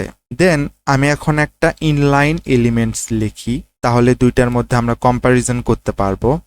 যেমন আমার কাছে একটা আই ট্যাগ আছে, যেটা ইউজ করে আমরা কি করতে পারি, কোন টেক্সটকে ইটালিক করতে পারি। তো আমি সিম্পলি এই টেক্সটকেই কপি করে নিচ্ছি অ্যান্ড এটার ভিতরে যখন আমি পেস্ট করব, আচ্ছা আমরা দুইটাই দেখতে পাচ্ছি। ওকে, তো আমার কাছে একটা এক্সটেনশন আছে যেটার নাম ডিবাগ সিএসএস। তো এটা ইউজ করে আপনি সিএসএস ডিবাগ করতে পারবেন। তো আপাতত আমি এখানে যদি ক্লিক করি, দেখেন আমরা এখানে দুইটা জিনিস দেখতে পাচ্ছি। একটা হচ্ছে যে এখানে দিস ইজ h1 ট্যাগ, এটার উইথ কিন্তু এই পর্যন্তই। এই যে দেখেন আমি যদি এখানে হোভার করি আপনারা দেখতে পাচ্ছেন, বাট h1 এখানে যদি আমি হোভার করি, দেখেন এই পুরোটা মিলেই কিন্তু একটা h1 ট্যাগ কনসিডার হচ্ছে। দ্যাট মিনস h1 ট্যাগ একটা ব্লক এলিমেন্ট, যার কারণে ফুল উইথ নিয়ে নিয়েছে এই পেজের। On the other hand I tag একটা ইনলাইন এলিমেন্ট, যার কারণে শুধু তার কন্টেন্ট অনুযায়ী উইথ নিয়েছে। তো আমরা যদি এখানে এটার কন্টেন্টকে ইনক্রিজ করি, তাহলে কিন্তু এটার উইথও ইনক্রিজ হবে, দেখেন, ঠিক আছে, উইথও ইনক্রিজ হচ্ছে। তো এটাকে আমি সিম্পল একটা HTML এর কালার দিয়ে আরো ভালোভাবে বুঝাইতে পারি, like style background colour red, and এখানেও আমি একই কালার দিয়ে দিচ্ছি, স্টাইল ব্যাকগ্রাউন্ড কালার রেড। আচ্ছা, এইবারে আরো ভালোভাবে বোঝা যাচ্ছে। এখানে দেখেন ফুল উইথ নিয়েছে আর এখানে কন্টেন্ট অনুযায়ী উইথ নিয়েছে। আর এখানে যদি আমি এটা একটু ডিলিট করে দেই কন্টেন্টগুলো, দেখেন কন্টেন্ট এখানে রিমুভ করার পরে এটার যে উইথ ছোট হয়ে গেল। বাট এখানে যদি আমি এই কন্টেন্টগুলো রিমুভ করি, তাতে কিন্তু এই ব্লক এলিমেন্টের কোনো যায় আসে না, সে ফুল উইথই নেবে। তো সেরকমই এখন স্ক্রিনে আপনি দেখতে পাচ্ছেন অনেকগুলো ব্লক এলিমেন্ট অ্যান্ড ইনলাইন এলিমেন্টের এক্সাম্পল। তাহলে আমরা block element and inline element সম্পর্কে জানলাম। তো এখন আমরা কিছু ব্লক অ্যান্ড ইনলাইন এলিমেন্টের এক্সাম্পল দেখব যেগুলো আমরা দেখিনি, এবং এটার মধ্যে অনেকগুলো এলিমেন্ট যেগুলো আমরা অলরেডি দেখেছি অ্যান্ড যেগুলো আমরা দেখিনি সেগুলো এখন আমরা দেখব। তো প্রথমেই আমি যদি একটা সাইটের নেভিগেশন বার বানাতে চাচ্ছি, ঠিক আছে, নেভিগেশন বার কোনটা, এই যে এখানে আমরা যেই কন্ট্রোলারটা দেখতে পাচ্ছি এটাকে বলা হয় নেভিগেশন বার। এখানে যদি আমি এখন হোভার করি, দেখেন এই নেভিগেশন বারটার ক্ষেত্রে যদি আমি হোভার করি, এখানে দেখেন একটা ট্যাগ দেখা যাচ্ছে যেটার নাম কিন্তু ন্যাভ ট্যাগ। তো এটা তৈরি করার জন্য এই ন্যাভ ট্যাগ ইউজ করা হয়। দেন আমি যদি সবার নিচে যাই, দেখেন এখানে কিন্তু একটা ফুটার আছে। এই ফুটারকে তৈরি করার জন্য কিন্তু আলাদা একটা ট্যাগ ইউজ করা হয়।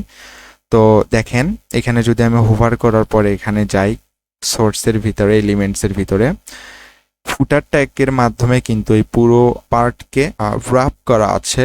তো আমরা যদি নেভিগেশন বার তৈরি করতে চাই, NAV ন্যাভ ট্যাগ ইউজ করতে হবে, ফুটার তৈরি করতে চাইলে ফুটার ট্যাগ ইউজ করতে হবে। অ্যান্ড দেন আমরা এখানে দেখতে পাচ্ছি প্রত্যেকটা সেকশন কিন্তু আলাদা আলাদাভাবে ডিভাইড করা, লাইক এটা হচ্ছে আমাদের হিরো সেকশন অ্যান্ড এটা হচ্ছে আমাদের এক্সটেনশন কিছু দেখাচ্ছে, এটা একটা সেকশন। এটা দেন নিচে যদি আসি, এটা আলাদা একটা সেকশন। অ্যান্ড এই পুরো সেকশনগুলো যেই পার্টের ভিতরে আছে সেগুলো কিন্তু মেইন কন্টেন্টের অংশ, ঠিক আছে। তো এখন আমরা এরকম একটি স্ট্রাকচার তৈরি করতে পারি HTML এর মাধ্যমে। স্ট্রাকচার তৈরি করার জন্য আমরা কি করতে পারি, একটা পরিপূর্ণ ওয়েবসাইটের কি থাকে, একটা নেভিগেশন বার থাকে। তো এখানে আমি লিখলাম দিস ইজ মাই ন্যাভ বার। দেন আমাদের কি থাকে, আমাদের মেইন কন্টেন্টগুলো থাকে। তো মেইন কন্টেন্ট যেগুলো থাকে সেগুলো লেখার জন্য আমাকে ইউজ করতে হবে মেইন ট্যাগ, যেটার ভিতরে আমরা যে কোনো কন্টেন্ট রাখতে পারি, এভরিথিং। HTML এর ভিতরে যতগুলো ট্যাগ আছে, পসিবল ট্যাগ আছে, সব কিছু আমরা রাখতে পারি। অ্যান্ড দেন সবার নিচে থাকবে ফুটার অংশ। তো ফুটার অংশকে লেখার জন্য ফুটার ট্যাগ ইউজ করতে হয়, this is my footer tag, ঠিক আছে। ওকে, তো একটা ওয়েব পেজের তিনটা অংশ আছে, একটা নেভিগেশন বার অবশ্যই থাকতে হয়, দেন ফুটার থাকতে হয়, অ্যান্ড মেইন ট্যাগের ভিতরে আমাদের মেইন কন্টেন্টগুলো থাকতে পারে। এখন এই মেইন কন্টেন্টকে কিন্তু আমরা ডিফারেন্ট টাইপ অফ সেকশনে ডিভাইড করতে পারি। তো এই সেকশনে ডিভাইড করার জন্য আমরা ইউজ করব হচ্ছে সেকশন ট্যাগ। লাইক আমাদের হিরো সেকশন থাকতে পারে, this is my hero section, and আমরা চাইলে আর একটা সেকশন নিতে পারি, অ্যান্ড এই সেকশনের ভিতরে আমরা লিখতে পারি this is my about section. ঠিক আছে, তো যদিও এখানে এটার কোনো ইফেক্ট পড়তেছে না, বা আমরা এখানে দেখে কোনো কিছু বুঝতে পারতেছি না যে এখানে সেকশনে ডিভাইড করা হয়েছে বা কি। তো যখন আমরা সিএসএস ইউজ করব, এখানে অ্যাপ্লাই করব, তখন এটা আমরা খুব ভালোভাবে বুঝতে পারবো। এছাড়াও এই যে আমরা যে স্ট্রাকচারে আমাদের ওয়েব পেজটা ডিফাইন করলাম, ঠিক আছে, এই যে স্ট্রাকচারটা, এই স্ট্রাকচার কিন্তু অবশ্যই আমাদের ফলো করতে হবে, তাহলে আমাদের সাইট একটা পরিপূর্ণ সাইট হবে, প্লাস আমাদের সাইটের এসইও কিন্তু অনেক ভালো হবে। ঠিক আছে, নেভিগেশন বার, মেইন কন্টেন্ট থাকবে, দেন নিচে থাকবে ফুটার, অ্যান্ড মেইন কন্টেন্টের ভিতরে আমাদের সাইটের যে সেকশনগুলো থাকবে, সেকশনগুলোকে আমরা ভাগ করলাম একটার পর একটা। অ্যান্ড আমাদের কাছে নেক্সট আর একটা ইউনিভার্সাল এইচটিএমএল ট্যাগ আছে, যেটার নাম ডিভিশন ট্যাগ। ঠিক আছে, ডিভিশন ট্যাগ ইউজ করে আমরা কি করতে পারি, যে কোনো কন্টেন্টকে আমরা ডিভাইড করতে পারি, আমরা এটাকে যে কোনো জায়গায় ইউজ করতে পারবো। এবং এইচটিএমএল এর ভিতরে সব থেকে ইউজ হওয়া ট্যাগ হচ্ছে ডিভ ট্যাগ। ঠিক আছে, তো আমরা এখানে কিন্তু ডিভ ইউজ করতে পারি। লাইক আমরা চাচ্ছি এই দুই সেকশনকে আমি একটু একটা ডিভিশন করব, দ্যাট মিনস দুই সেকশন মিলে আমরা একটা বক্স তৈরি করতে চাচ্ছি। সেই ক্ষেত্রে আমাকে division, that means Depp tag use করতে হবে। ডিভ হচ্ছে ডিভিশনের শর্ট ফর্ম। ওকে, তো এই ডিভ ট্যাগ ইউজ করে কিন্তু আমরা এটাকে একদম একটা বক্স তৈরি করলাম, মানে একদম ব্লক করে দিলাম এই দুইটা জিনিস নিয়ে। তো আমরা ইচ্ছা মতো কিন্তু যেখানে সেখানে আমরা ডিভ ট্যাগ ইউজ করতে পারি। যেমন এই প্যারাগ্রাফকে আমি আর একটা ব্লকে রাখলাম, এটার ক্ষেত্রে আমি ডিভ ট্যাগ ইউজ করতে পারি। তো এটা আমরা বুঝতে পারলাম। দেন এখানে যদি আমরা আরেকটা জিনিস খেয়াল করি, এখানে আমাদের কাছে কিন্তু শুধু এই যে নেভিগেশনটা, হ্যাঁ, এই নেভিগেশন বারই নাই, তার নিচে কিন্তু আমাদের দেখেন এখানে কিছু আমরা অ্যাডিশনাল ইনফরমেশন ইউজ করেছি।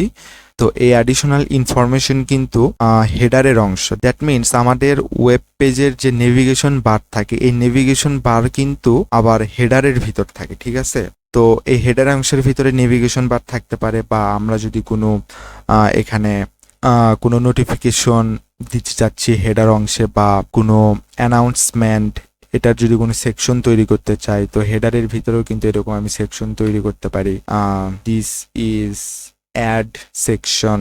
ঠিক আছে, তো এটা কিন্তু যাবে হেডার পার্টের ভিতরে। দ্যাট মিনস আমাকে এই যে এইচটিএমএল এর স্ট্রাকচারটা, এটার মাধ্যমেই ওয়েবসাইটের ভিতরে ডিফাইন করে দিতে হবে যে আমরা কোনটার ভিতরে আমরা কোন কন্টেন্টকে কি হিসেবে ইউজ করতেছি। লাইক হেডার ট্যাগের ভিতরে যদি আমি কোনো কন্টেন্ট ইউজ করি, সেগুলো কি হবে, ওয়েবসাইটের হেডার হিসেবে কনসিডার হবে। দেন মেইন ট্যাগের ভিতরে যেগুলো থাকবে সেগুলো মেইন কন্টেন্ট হিসেবে কনসিডার হবে, অ্যান্ড দেন ফুটার, এরকম ভাবে। আচ্ছা, তাহলে আমরা জিনিসটা বুঝতে পারলাম। এতক্ষণ আমরা এখান থেকে হেডার থেকে শুরু করে ফুটার পর্যন্ত যে এইচটিএমএল ট্যাগগুলো দেখলাম, সবগুলোই কিন্তু এইচটিএমএল ব্লক এলিমেন্টের মধ্যে পড়ে। ঠিক আছে, এখন এইচটিএমএল ব্লক এলিমেন্টের ভিতরে আরো কিছু আছে। একটা আছে আর্টিকেল ট্যাগ। আমরা যদি আমাদের সাইটে কোনো আর্টিকেল টাইপ কিছু লিখতে চাই, তাহলে আমরা আর্টিকেল ট্যাগ ইউজ করতে পারি। অ্যান্ড আবারও বলতেছি, এখানে আপনি হয়তো কোনো ইফেক্ট দেখতে পাচ্ছেন না, বাট এই প্রত্যেকটা ট্যাগগুলোর কিন্তু এক একটা মিনিং আছে, এবং এই মিনিং অনুযায়ী কিন্তু আপনার সাইটের এসইওটা হবে। তো এই কারণে এইচটিএমএলটা অনেক ইম্পর্টেন্ট। আপনি যদি এইচটিএমএল ভালোভাবে না পারেন, তাহলে কিন্তু অ্যাজ এ ডেভেলপার হিসেবে আপনি যদি সাইট বানিয়েও ফেলেন, তাহলেই কিন্তু সেই সাইটটা একটা পরিপূর্ণ সাইট হবে না। ঠিক আছে, অতএব এইচটিএমএল এর ভূমিকা কিন্তু অনেক। আচ্ছা, এখন আমরা দেখব আমরা কিভাবে একটা নাম্বারকে ইনপুট নিতে পারি, কিভাবে আমরা লগইন পেজ বা সাইন আপ পেজ তৈরি করতে পারি। তো সেটার জন্য আমাকে ইউজ করতে হবে ইনপুট ফিল্ড। এখন ইনপুট ফিল্ড যখনই আমি নিব, দেখেন এখানে কিন্তু আমার কাছে একটি ইনপুট ফিল্ড চলে আসছে। তো এখানে আমি যে কোনো কিছু ইনপুট দিতে পারবো। অ্যান্ড ইনপুট ট্যাগের ভিতরে আমরা দেখতে পাচ্ছি একটা অ্যাট্রিবিউট, যেটার নাম হচ্ছে টাইপ, অ্যান্ড টাইপ এখানে আমাদের টেক্সট দেওয়া আছে, তো টেক্সটের বদলে আমরা কিন্তু অনেকগুলোই টাইপ দিতে পারি। লাইক আমরা এখানে বাটন ইউজ করতে পারি ইনপুট টাইপ, তাহলে এখানে আমাদের একটা বাটন ক্রিয়েট হবে। অ্যান্ড দেন আমি চাইলে এটাকে ইনপুট টাইপ চেক বক্স দিতে পারি। চেক বক্স দিলে কি হবে, আমরা এখানে কোনো কিছু চেক করতে পারি, মানে চেক বক্স তৈরি হবে। দেন আমরা এখানে আরো অনেক কিছু দিতে পারি। আমরা ডেট ইউজ করতে পারি ইনপুট টাইপ, যেখান থেকে আমরা ডেট ইনপুট নিতে পারবো খুব ইজিলি। আমরা এখানে যে টাইপ দিব আর কি, সেই টাইপে আমরা পেয়ে যাব। দেন আমরা এখানে ডেট অ্যান্ড টাইম দুইটাই একসাথে ইনপুট নিতে পারি, যেটার কারণে আমাকে input type date time use করতে হবে। আমরা ইনপুট টাইপ ইমেইল ইউজ করতে পারি, যেখানে শুধু আমরা ইমেইল ইনপুট নিতে পারবো। ঠিক আছে, ইমেইল ইনপুট নিতে পারবো। দেন আমরা ইনপুট টাইপ নিতে পারি ফাইল। ঠিক আছে, আমরা যদি ইনপুট টাইপ ফাইল নেই, তাহলে আমরা যে কোনো ফাইল সিলেক্ট করতে পারবো আমাদের এখান থেকে। দেন আমাদের কাছে ইনপুট টাইম নাম্বার আছে, যেখানে আমরা শুধুমাত্র নাম্বারই ইনপুট করতে পারবো। আমরা চাইলেও কোনো টেক্সট ইনপুট করতে পারবো না, অথবা এখান থেকে আমরা কিন্তু নাম্বার সিলেক্ট করতে পারি। দেন আমাদের কাছে আরো আছে পাসওয়ার্ড টাইপ। ঠিক আছে, তো এখানে আমরা কিন্তু পাসওয়ার্ড দিতে পারি। তো এখানে আমরা যেই টেক্সটই লিখি না কেন, সেটা পাসওয়ার্ড যেভাবে আসে সাইটের ভিতরে সেরকম ভাবে আসবে, ডট ডট হয়ে। তো এখানে আমরা দেখতে পারবো না আর কি জিনিসগুলো। দেন আমাদের কাছে আছে রেডিও টাইপ। রেডিও টাইপ দিয়ে কি করতে পারি, আমরা এরকম করে সিলেক্ট করতে পারি আর কি। দেন আমার কাছে আছে এরকম, আমার কাছে অনেকগুলো টাইপ আছে। দেন আমার কাছে রেঞ্জ টাইপ আছে, যেখানে আমরা ফিল্টার, বিভিন্ন প্রাইস ফিল্টার করার ক্ষেত্রে আমরা এই রেঞ্জ টাইপটা ইউজ করতে পারি, যেখানে 0 থেকে 100% পর্যন্ত ভ্যালুকে কিন্তু আমরা ইনপুট নিতে পারি এরকম করে।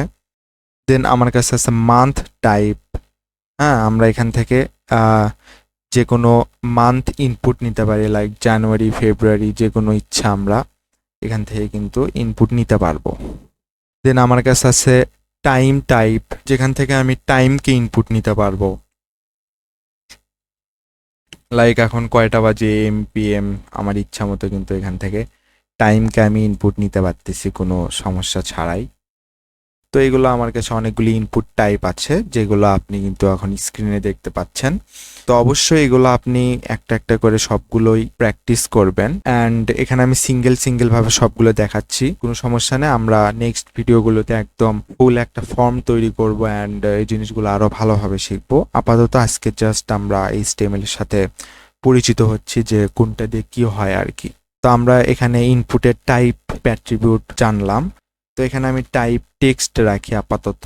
দেন এখানে আমি চাচ্ছি কোনো একটা লেখা শো করাতে, লাইক এটা কিসের ইনপুট ফিল, আমি এখানে কি ইনপুট নিতে চাচ্ছি সেটা আমি শো করব। তো এটা করার জন্য আমাকে প্লেস হোল্ডার অ্যাট্রিবিউট ইউজ করতে হবে। দেন ইনপুট ইয়োর নেম, আমি যদি এখানে লিখি, দেখেন এখানে কিন্তু ইনপুট ইয়োর নেম, এটা প্লেস হোল্ডার ভাবে চলে আসছে। দেন এখানে আমি বুঝতে পারতেছি যে এই ইনপুট ফিল্ডটা নেম ইনপুট নেওয়ার জন্য তৈরি করা হয়েছে। তো আমি এখানে আমার নেম দিতে পারি। ঠিক আছে, আচ্ছা, এখন আমরা ইনপুট ফিল্ড জানলাম। তো এখন আমরা দেখবো যে একটা ফর্ম কিভাবে তৈরি করতে, সিম্পল একটা ফর্ম তৈরি করব, যেখানে আমরা একটা সাইন আপ পেজ তৈরি করব। তো একটা ফর্ম তৈরি করার জন্য আমাকে প্রথমে ইউজ করতে হবে ফর্ম ট্যাগ। ঠিক আছে, এখন ফর্ম ট্যাগের ভিতরে এখানে আমরা দেখতে পাচ্ছি অ্যাকশন নামে একটা অ্যাট্রিবিউট আছে, যেটা ডিফাইন করে কি, যখন আমরা জাভাস্ক্রিপ্টের কোড লিখবো বা কোনো একটা প্রোগ্রামিং ল্যাঙ্গুয়েজ দিয়ে একটা ফাইল তৈরি করা আছে, সেই ফাইলকে অ্যাকশন করার জন্য এটা লেখা হয়। তো আপাতত এটা লাগতেছে না, এটা আমরা রাখি। তো ফর্ম ট্যাগের ভিতরে আমরা প্রথমেই চাচ্ছি আমাদের নেমকে ইনপুট নিতে। তো আমাদের ইনপুট টাইপ নিতে হবে টেক্সট, অ্যান্ড এখানে প্লেস হোল্ডার দিতে হবে কি, ইন্টার ইয়োর নেম। দেন আমি আবার এটাকে কপি করলাম, কপি করার পরে আমরা চাচ্ছি কি, ইন্টার ইয়োর ইমেইল।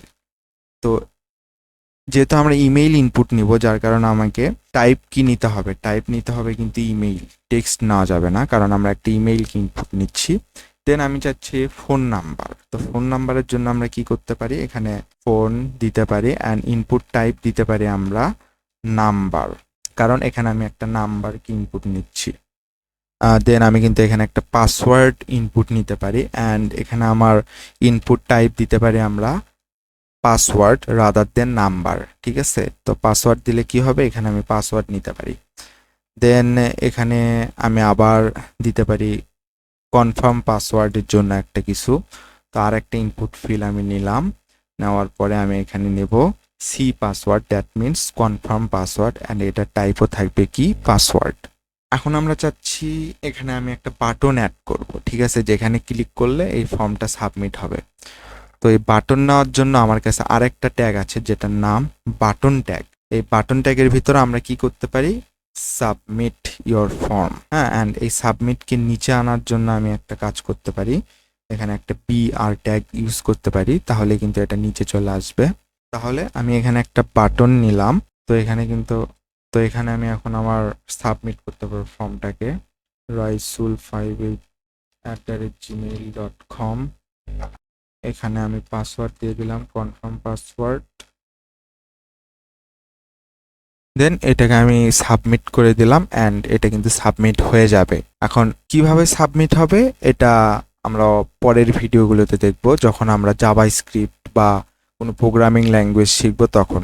এখানে জাস্ট আমরা দেখতেছি আমরা কিভাবে HTML ইউজ করে জিনিসগুলোকে ইনপুট নিতে পারি, শো করতে পারি আমাদের ইনপুট ফিল্ডগুলো, এই তো এইটুকুই। অ্যান্ড এখানে আমি বাটন না নিয়ে আর একটা জিনিসও কিন্তু করতে পারি। তো বাটনকে আমি কমেন্ট আউট করে দিলাম, ইনপুট ফিল্ডে আমি একটা নিতে পারি অ্যান্ড এখানে আমি দিতে পারি সাবমিট। ঠিক আছে, ইনপুট ফিল্ড ইনপুট টাইপ যদি আমি সাবমিট দেই তাহলে দেখেন এখানে আমার এক্সট্রা করে কিন্তু কোনো কিছু লেখা লাগতেছে না, অটোমেটিক এখানে সাবমিট লেখা চলে আসছে। তো এখানেও কিন্তু আমি ফর্মটা ফিল আপ করে এখানে দিলে সাবমিট হয়ে যাবে ফর্মটা। তো এরকমভাবে কিন্তু আমি ফর্মটা তৈরি করতে পারি। আমার যদি ধরেন যে এখানে কোনো এরকম কোনো কিছু লাগে যে রেডিও বাটন যে মেল না ফিমেল এরকম কিছু, তো এটার ক্ষেত্রে আমি কিন্তু দুইটা রেডিও বাটন নিতে পারি বা চেক নিতে পারি, ইনপুট টাইপ চেক। ঠিক আছে, এই যে দেখেন আমি দুইটা চেক নিলাম আর এখানে আমি বিআর ট্যাগ দিয়ে দিই, তাহলে জিনিসটা নিচে চলে আসবে অ্যান্ড এখানেও দিয়ে দিই। ওকে, সাপোজ এখানে আমি দিলাম যে মেল আর ফিমেল, তো যে কোনো একটাতে আর কি ক্লিক করলে এরকম একটা চেক বাটন তৈরি করতে পারি কিন্তু আমরা ইনপুট টাইপ চেক বক্স এইরকম দিয়ে। ঠিক আছে, আচ্ছা আমরা এই জিনিসগুলো বুঝতে পারলাম। এখন আমরা চাচ্ছি একটা রিচ টেক্সট নিতে যেখানে আমরা আমাদের মেসেজগুলো লিখতে পারবো। তো সেটা করার জন্য টেক্সট এরিয়া ইউজ করতে হয় অ্যান্ড এই জিনিসগুলোকে আমরা অ্যাট্রিবিউটগুলোকে অ্যাপয়েড করি। এখানে কিন্তু একটা টেক্সট এরিয়া চলে আসছে যেটাকে কিন্তু আমি বড় করতে পারি বা ছোট এরকম কিছু করতে পারি। দেখেন এটা আমি বড় করতে পারি অ্যান্ড এখানে আমি সব কিছু কিন্তু লিখতেও পারবো। তো এটা হচ্ছে টেক্সট এরিয়ার কাজ, যেটার মাধ্যমে আমরা বড় কোনো টেক্সট, প্যারাগ্রাফ টাইপ কোনো টেক্সট, কোনো মেসেজকে ইনপুট নিতে পারি। আচ্ছা, তাহলে আমরা ইনপুট ফিল্ড এবং ফর্ম কিভাবে তৈরি করতে হয় এবং ইনপুট ফিল্ডের ভিতরে যে অ্যাট্রিবিউট আছে, অ্যাট্রিবিউটের ডিফারেন্ট টাইপ অফ ভ্যালু আমরা দেখতে পেলাম, পাশাপাশি আমরা টেক্সট এরিয়া সম্পর্কে জানলাম যেটার মাধ্যমে আমরা বড় কোনো টেক্সট ইনপুট নিতে পারি। আচ্ছা, এতক্ষণ আমরা ব্লক এলিমেন্টগুলো দেখলাম, এখন আমরা ইনলাইন এলিমেন্ট দেখব। ইনলাইন এলিমেন্টের মধ্যে প্রথমে আমরা যেটা দেখব সেটা হলো স্প্যান ট্যাগ। স্প্যান ট্যাগ কি কারণে ইউজ করা হয়? স্প্যান ট্যাগ হচ্ছে ডিভ ট্যাগের অপোজিট। ঠিক আছে, ডিভ ট্যাগ যেরকম একটা ব্লক তৈরি করার ক্ষেত্রে ব্যবহার করা হয় একটা wrapper, ঠিক তেমনই স্প্যান ট্যাগও ইনলাইন এলিমেন্ট হিসেবে ইউজ করা হয় যে কোনো কন্টেন্টকে র্যাপ করার জন্য। যেমন আমি স্প্যান ট্যাগের ভিতরে টেক্সট লিখতে পারি, লাইক আমরা দুইটা টেক্সট লিখলাম, দেন আমি ধরেন যে একটা পি ট্যাগ নিলাম, দেন এই পি ট্যাগের ভিতরে স্প্যানকে আমি রাখলাম। তো এটা কি করলাম, আমি পি একটা block level element and span একটা ইনলাইন এলিমেন্ট। তো এই span tag always block level এলিমেন্টের ভিতরেই কিন্তু থাকবে। ঠিক আছে, আমাদের যে ইনলাইন এলিমেন্টগুলো আছে সবগুলোরই একটা বৈশিষ্ট্য, সেগুলো অলওয়েজ ব্লক এলিমেন্টের ভিতরেই থাকে। তো এটা গেল আমাদের স্প্যান ট্যাগ। দেন আমাদের কাছে আছে কোড ট্যাগ। ঠিক আছে, এই কোড ট্যাগের ভিতরে আমরা কোনো কোড লিখতে পারি, লাইক তো এই কোড ট্যাগের ভিতরে আমরা কোনো HTML কোডও লিখতে পারি অথবা আমরা লাইক একটা জাভা স্ক্রিপ্ট কোড লিখবো, const name is equal to Raisul, then এখানে আমি ফর লুপ ইউজ করতে পারি, বা যেরকম আমাদের যে প্রোগ্রামিং ল্যাঙ্গুয়েজ রিলেটেড যে কোডগুলো আছে সেগুলো আমরা এই কোড ট্যাগের ভিতরেই কিন্তু লিখতে পারি। দেন আমাদের কাছে আরো যে ইনলাইন এলিমেন্ট গুলো আছে সবকিছুই কিন্তু আমরা অলরেডি দেখেছি। অ্যান্ড এখন আমরা যে জিনিসটা দেখবো সেটা একটা সিলেক্ট বক্স আমরা কিভাবে তৈরি করতে পারি। লাইক আমি আপনাকে একটা এক্সাম্পল দেই।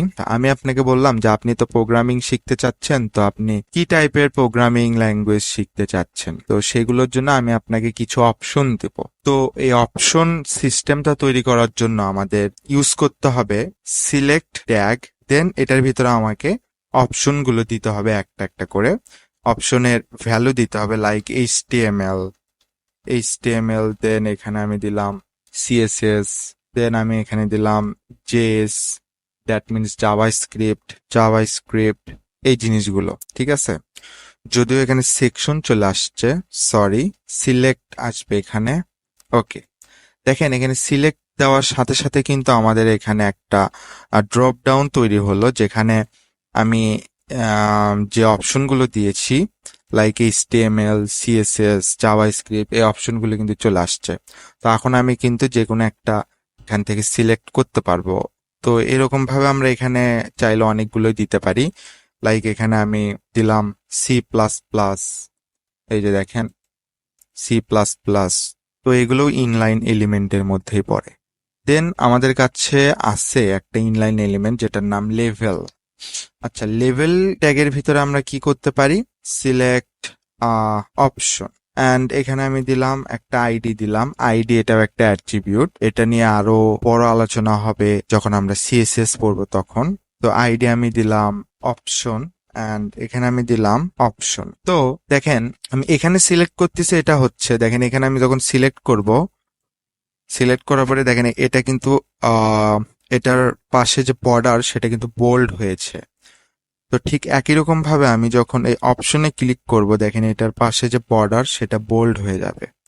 বাট এখানে যদি আমি এইচটিএমএল এর জন্য এখানে ফর এর ভিতরে যে অপশনটা লিখেছি, যে আইডিটা দিয়েছি, সেটা যদি একটু ভুলভাল লিখি এন্ড এখন যদি এখানে আমি ক্লিক করি তাহলে কিন্তু কোনো কাজ করবে না। বাট আগে কাজ করেছিল, বিকজ এখানে আমি একটা আইডি দিয়েছি যেটার নাম ছিল অপশন, অ্যান্ড এখানে আমি লেভেলের ভিতর দেখিয়ে দিয়েছি যে এই লেভেলটা কোনটার জন্য। লেভেল এই যে আইডিটা আছে, ইউনিক আইডি, এটার জন্য আমি তৈরি করেছি এই লেভেলটা। তো যার কারণে এখানে ক্লিক করলে এটা আসবে। তো এটা কিন্তু ইনপুট ফিল্ডের ক্ষেত্রেও প্রযোজ্য, ঠিক আছে। যেমন যদি এখানে একটা ডিভ নেই অ্যান্ড এখানে একটা লেভেল নেই, অ্যান্ড এখানে আমি দেই IN input, then your name, and then আমি যদি এখানে একটা ইনপুট ফিল্ড নেই, ইনপুট টাইপ টেক্সট, অ্যান্ড আমি একটা আইডি দেই যেটার নাম ইনপুট হবে। তো এখন যদি আমি এখানে ক্লিক করি তাহলে কি হচ্ছে দেখেন, পাশের যে বর্ডার সেটা কিন্তু বোল্ড হয়ে যাচ্ছে। ঠিক তেমনই আমি যদি এখানেও ক্লিক করি, আমার ক্লিকটা কিন্তু এই যে এই ফর লেখার কারণে এই আইডিতে যে হিট করবে অ্যান্ড এই ইনপুট ফিল্ডটা কিন্তু টার্গেট করবে। ঠিক আছে, তো এটাই হচ্ছে লেভেলের কাজ। আচ্ছা, এখন আমরা দেখবো এইচটিএমএল আইফ্রেমস। তো এইচটিএমএল আইফ্রেম কিভাবে কাজ করে। তো আমরা যদি এখানে আইফ্রেম লিখি অ্যান্ড দেন এখানে আমরা দেখতে পাবো ইমেজ ট্যাগের মতো এখানেও কিন্তু আমার কাছে সোর্স নামের অপশনটা চলে আসছে। ঠিক আছে, তো এখন এই আইফ্রেমের মাধ্যমে আমরা যে কোনো একটা লিঙ্কের মাধ্যমে আমাদের সাইটে সেটা শো করতে পারি। তো আমি এখান থেকে আমার একটা ভিডিও নিয়ে নিচ্ছি অ্যান্ড এখানে এসে দেখবেন যে ইমবিড নামে একটা অপশন আছে। এখান থেকে আপনি সিম্পলি এই পুরোটাকে কপি করে নেবেন অ্যান্ড এখানে যদি খেয়াল করেন এখানে আই ফ্রেম ট্যাগের মাধ্যমে কিন্তু আপনার যে ইউটিউবের ভিডিওটা আছে এটা এখানে শো করানো হচ্ছে। তো এখানে আমি সিম্পলি এই আই ফ্রেম ট্যাগকে ভিডিও লিঙ্ক সহকারে কপি পেস্ট করলাম। দেখেন কপি পেস্ট করার সাথে সাথেই কিন্তু আমার ইউটিউবের যে ভিডিও সেটা আমি এখানে দেখতে পাচ্ছি। তো এখান থেকে আমি আইফ্রেমের ভিতরে যে উইথ অ্যান্ড হাইট নামে অ্যাট্রিবিউট আছে সেটার মাধ্যমে আমার ভিডিওর উইথ হাইট কন্ট্রোল করতে পারবো। লাইক এখানে আমি 260 দিলাম উইথ, তাহলে দেখেন উইথ কিন্তু কমে গেল। অ্যান্ড আমি এখানে চাইলে আমি এখানেও 215 দিতে পারি দেখেন, এবং আমি কিন্তু এখানে অলসো এটা প্লেও করতে পারবো, কোনো সমস্যা হবে না। ঠিক আছে, তো আই ফ্রেমের কাজ এই জিনিসগুলোই। আমরা বিভিন্ন ধরনের ইউটিউবের ভিডিও বা আমরা যদি চাই গুগল ম্যাপকে শো করাতে, তাহলেও কিন্তু আইফ্রেমের মাধ্যমে জাস্ট লিংক কপি করে পেস্ট করলেই আমরা আমাদের সাইটে সেই জিনিসগুলো শো করাতে পারবো। ঠিক আছে, আমাদের খেয়াল রাখতে হবে এখানে জাস্ট আমাদের টাইটেল দিতে হবে, আমাদের দিতে হবে সোর্সের ভিতরে আমাদের ভিডিও লিংক বা গুগল ম্যাপের লিংক, দেন টাইটেলে আমাদের টাইটেল থাকবে যে টাইটেল আমরা শো করাতে চাচ্ছি, অ্যান্ড উইথ হাইট এগুলো ইচ্ছা মতো দিয়ে দিন, আপনার যেটা ইচ্ছা হয়, অ্যান্ড আই ফ্রেম ট্যাগ তো অবশ্যই থাকবে। তো আমরা আজকের ভিডিওতে 0 to hero HTML সবকিছু শিখলাম, এবং আশা করা যায় আজকের ভিডিওতে আমরা যে কনসেপ্টগুলো দেখেছি HTML এর ভিতরে, অ্যান্ড আপনি যদি একজন ওয়েব ডেভেলপার হতে চান, আপনার এই জিনিসগুলোর বাইরে আমার মনে হয় না আর কোনো কিছু শেখা লাগতে পারে। এইটুকু জিনিস শিখলেই আমার মনে হয় ইনাফ। যেটুকু জিনিস শিখলেন সেটুকু জিনিসে যদি ভালোভাবে আপনি ইউজ করতে পারেন, তাহলে অনেক ভালো ভালো সাইট আপনি তৈরি করতে পারবেন। অ্যান্ড আর একটা কথা, এই যে ট্যাগগুলো আপনারা দেখলেন, এই ট্যাগগুলো কিন্তু আসলে মুখস্থ করার কিছু নাই, এগুলো জাস্ট আপনি প্র্যাকটিস করবেন, অটোমেটিক আপনার হাতে চলে আসবে। ঠিক আছে, আর যতগুলো আমরা ট্যাগ শিখলাম অবশ্যই আমরা সেগুলো প্র্যাকটিস করব বারবার। যখন আমরা রিয়েল লাইফ প্রজেক্ট করব তখন আপনারা দেখতে পাবেন যে এতগুলো ট্যাগ আমরা ইউজ করতেছি, এইগুলো বেশিরভাগ ট্যাগে আসলে আমরা ওয়েবসাইটে খুব একটা ইউজ করি না, জাস্ট কিছু ইম্পর্টেন্ট ট্যাগগুলো ইউজ করি, আর বাদ বাকি বেশিরভাগ কাজই কিন্তু আমরা সিএসএস দিয়ে করে থাকি, যে স্টাইলিং এর কাজগুলো আছে। আর বাদ বাকি যে বেসিক HTML ট্যাগ আছে, like section tag, div tag, footer, header, nav, এই ট্যাগগুলো আমরা বেশি ইউজ করে থাকি। দেন ইনলাইন এলিমেন্টের কথাও যদি আমি বলি, সেখানে আমরা টেবিলের আন্ডারে যে ট্যাগগুলো সেগুলো ইউজ করি, অ্যান্ড লিস্ট তৈরি করার ক্ষেত্রে ইউজ করি, অ্যান্ড স্প্যান ট্যাগটা সব থেকে বেশি ইউজ করি। তো সব থেকে বেশি আপনি ইউজ করবেন যে ট্যাগটা, সেটা deep tag and span tag. ঠিক আছে, এই দুটা ট্যাগ আপনি সব থেকে বেশি ইউজ করবেন। আপনি যখন রিয়েল লাইফ প্রজেক্টে যাবেন তখন এই ডিপ ট্যাগ অ্যান্ড স্প্যান ট্যাগের সব থেকে বেশি ইউজ হয়, অ্যান্ড বাদ বাকি সবগুলোতে ইউজ হয়, বাট রিপিটেটিভ ভাবে এই দুটা ট্যাগ সব থেকে বেশি ইউজ হয়, সেটা আমি আপনাকে বলে দিলাম। তো এই HTML নিয়ে আসলে কোনো প্যারা নেওয়ার কোনো কিছু নাই, জাস্ট সিম্পলি 2-1 বার যদি আপনি প্র্যাকটিস করেন অটোমেটিক হাতে চলে আসবে। আজকের ভিডিওতে এ পর্যন্তই, ততক্ষণ পর্যন্ত ভালো থাকবেন, সুস্থ থাকবেন, বাই বাই।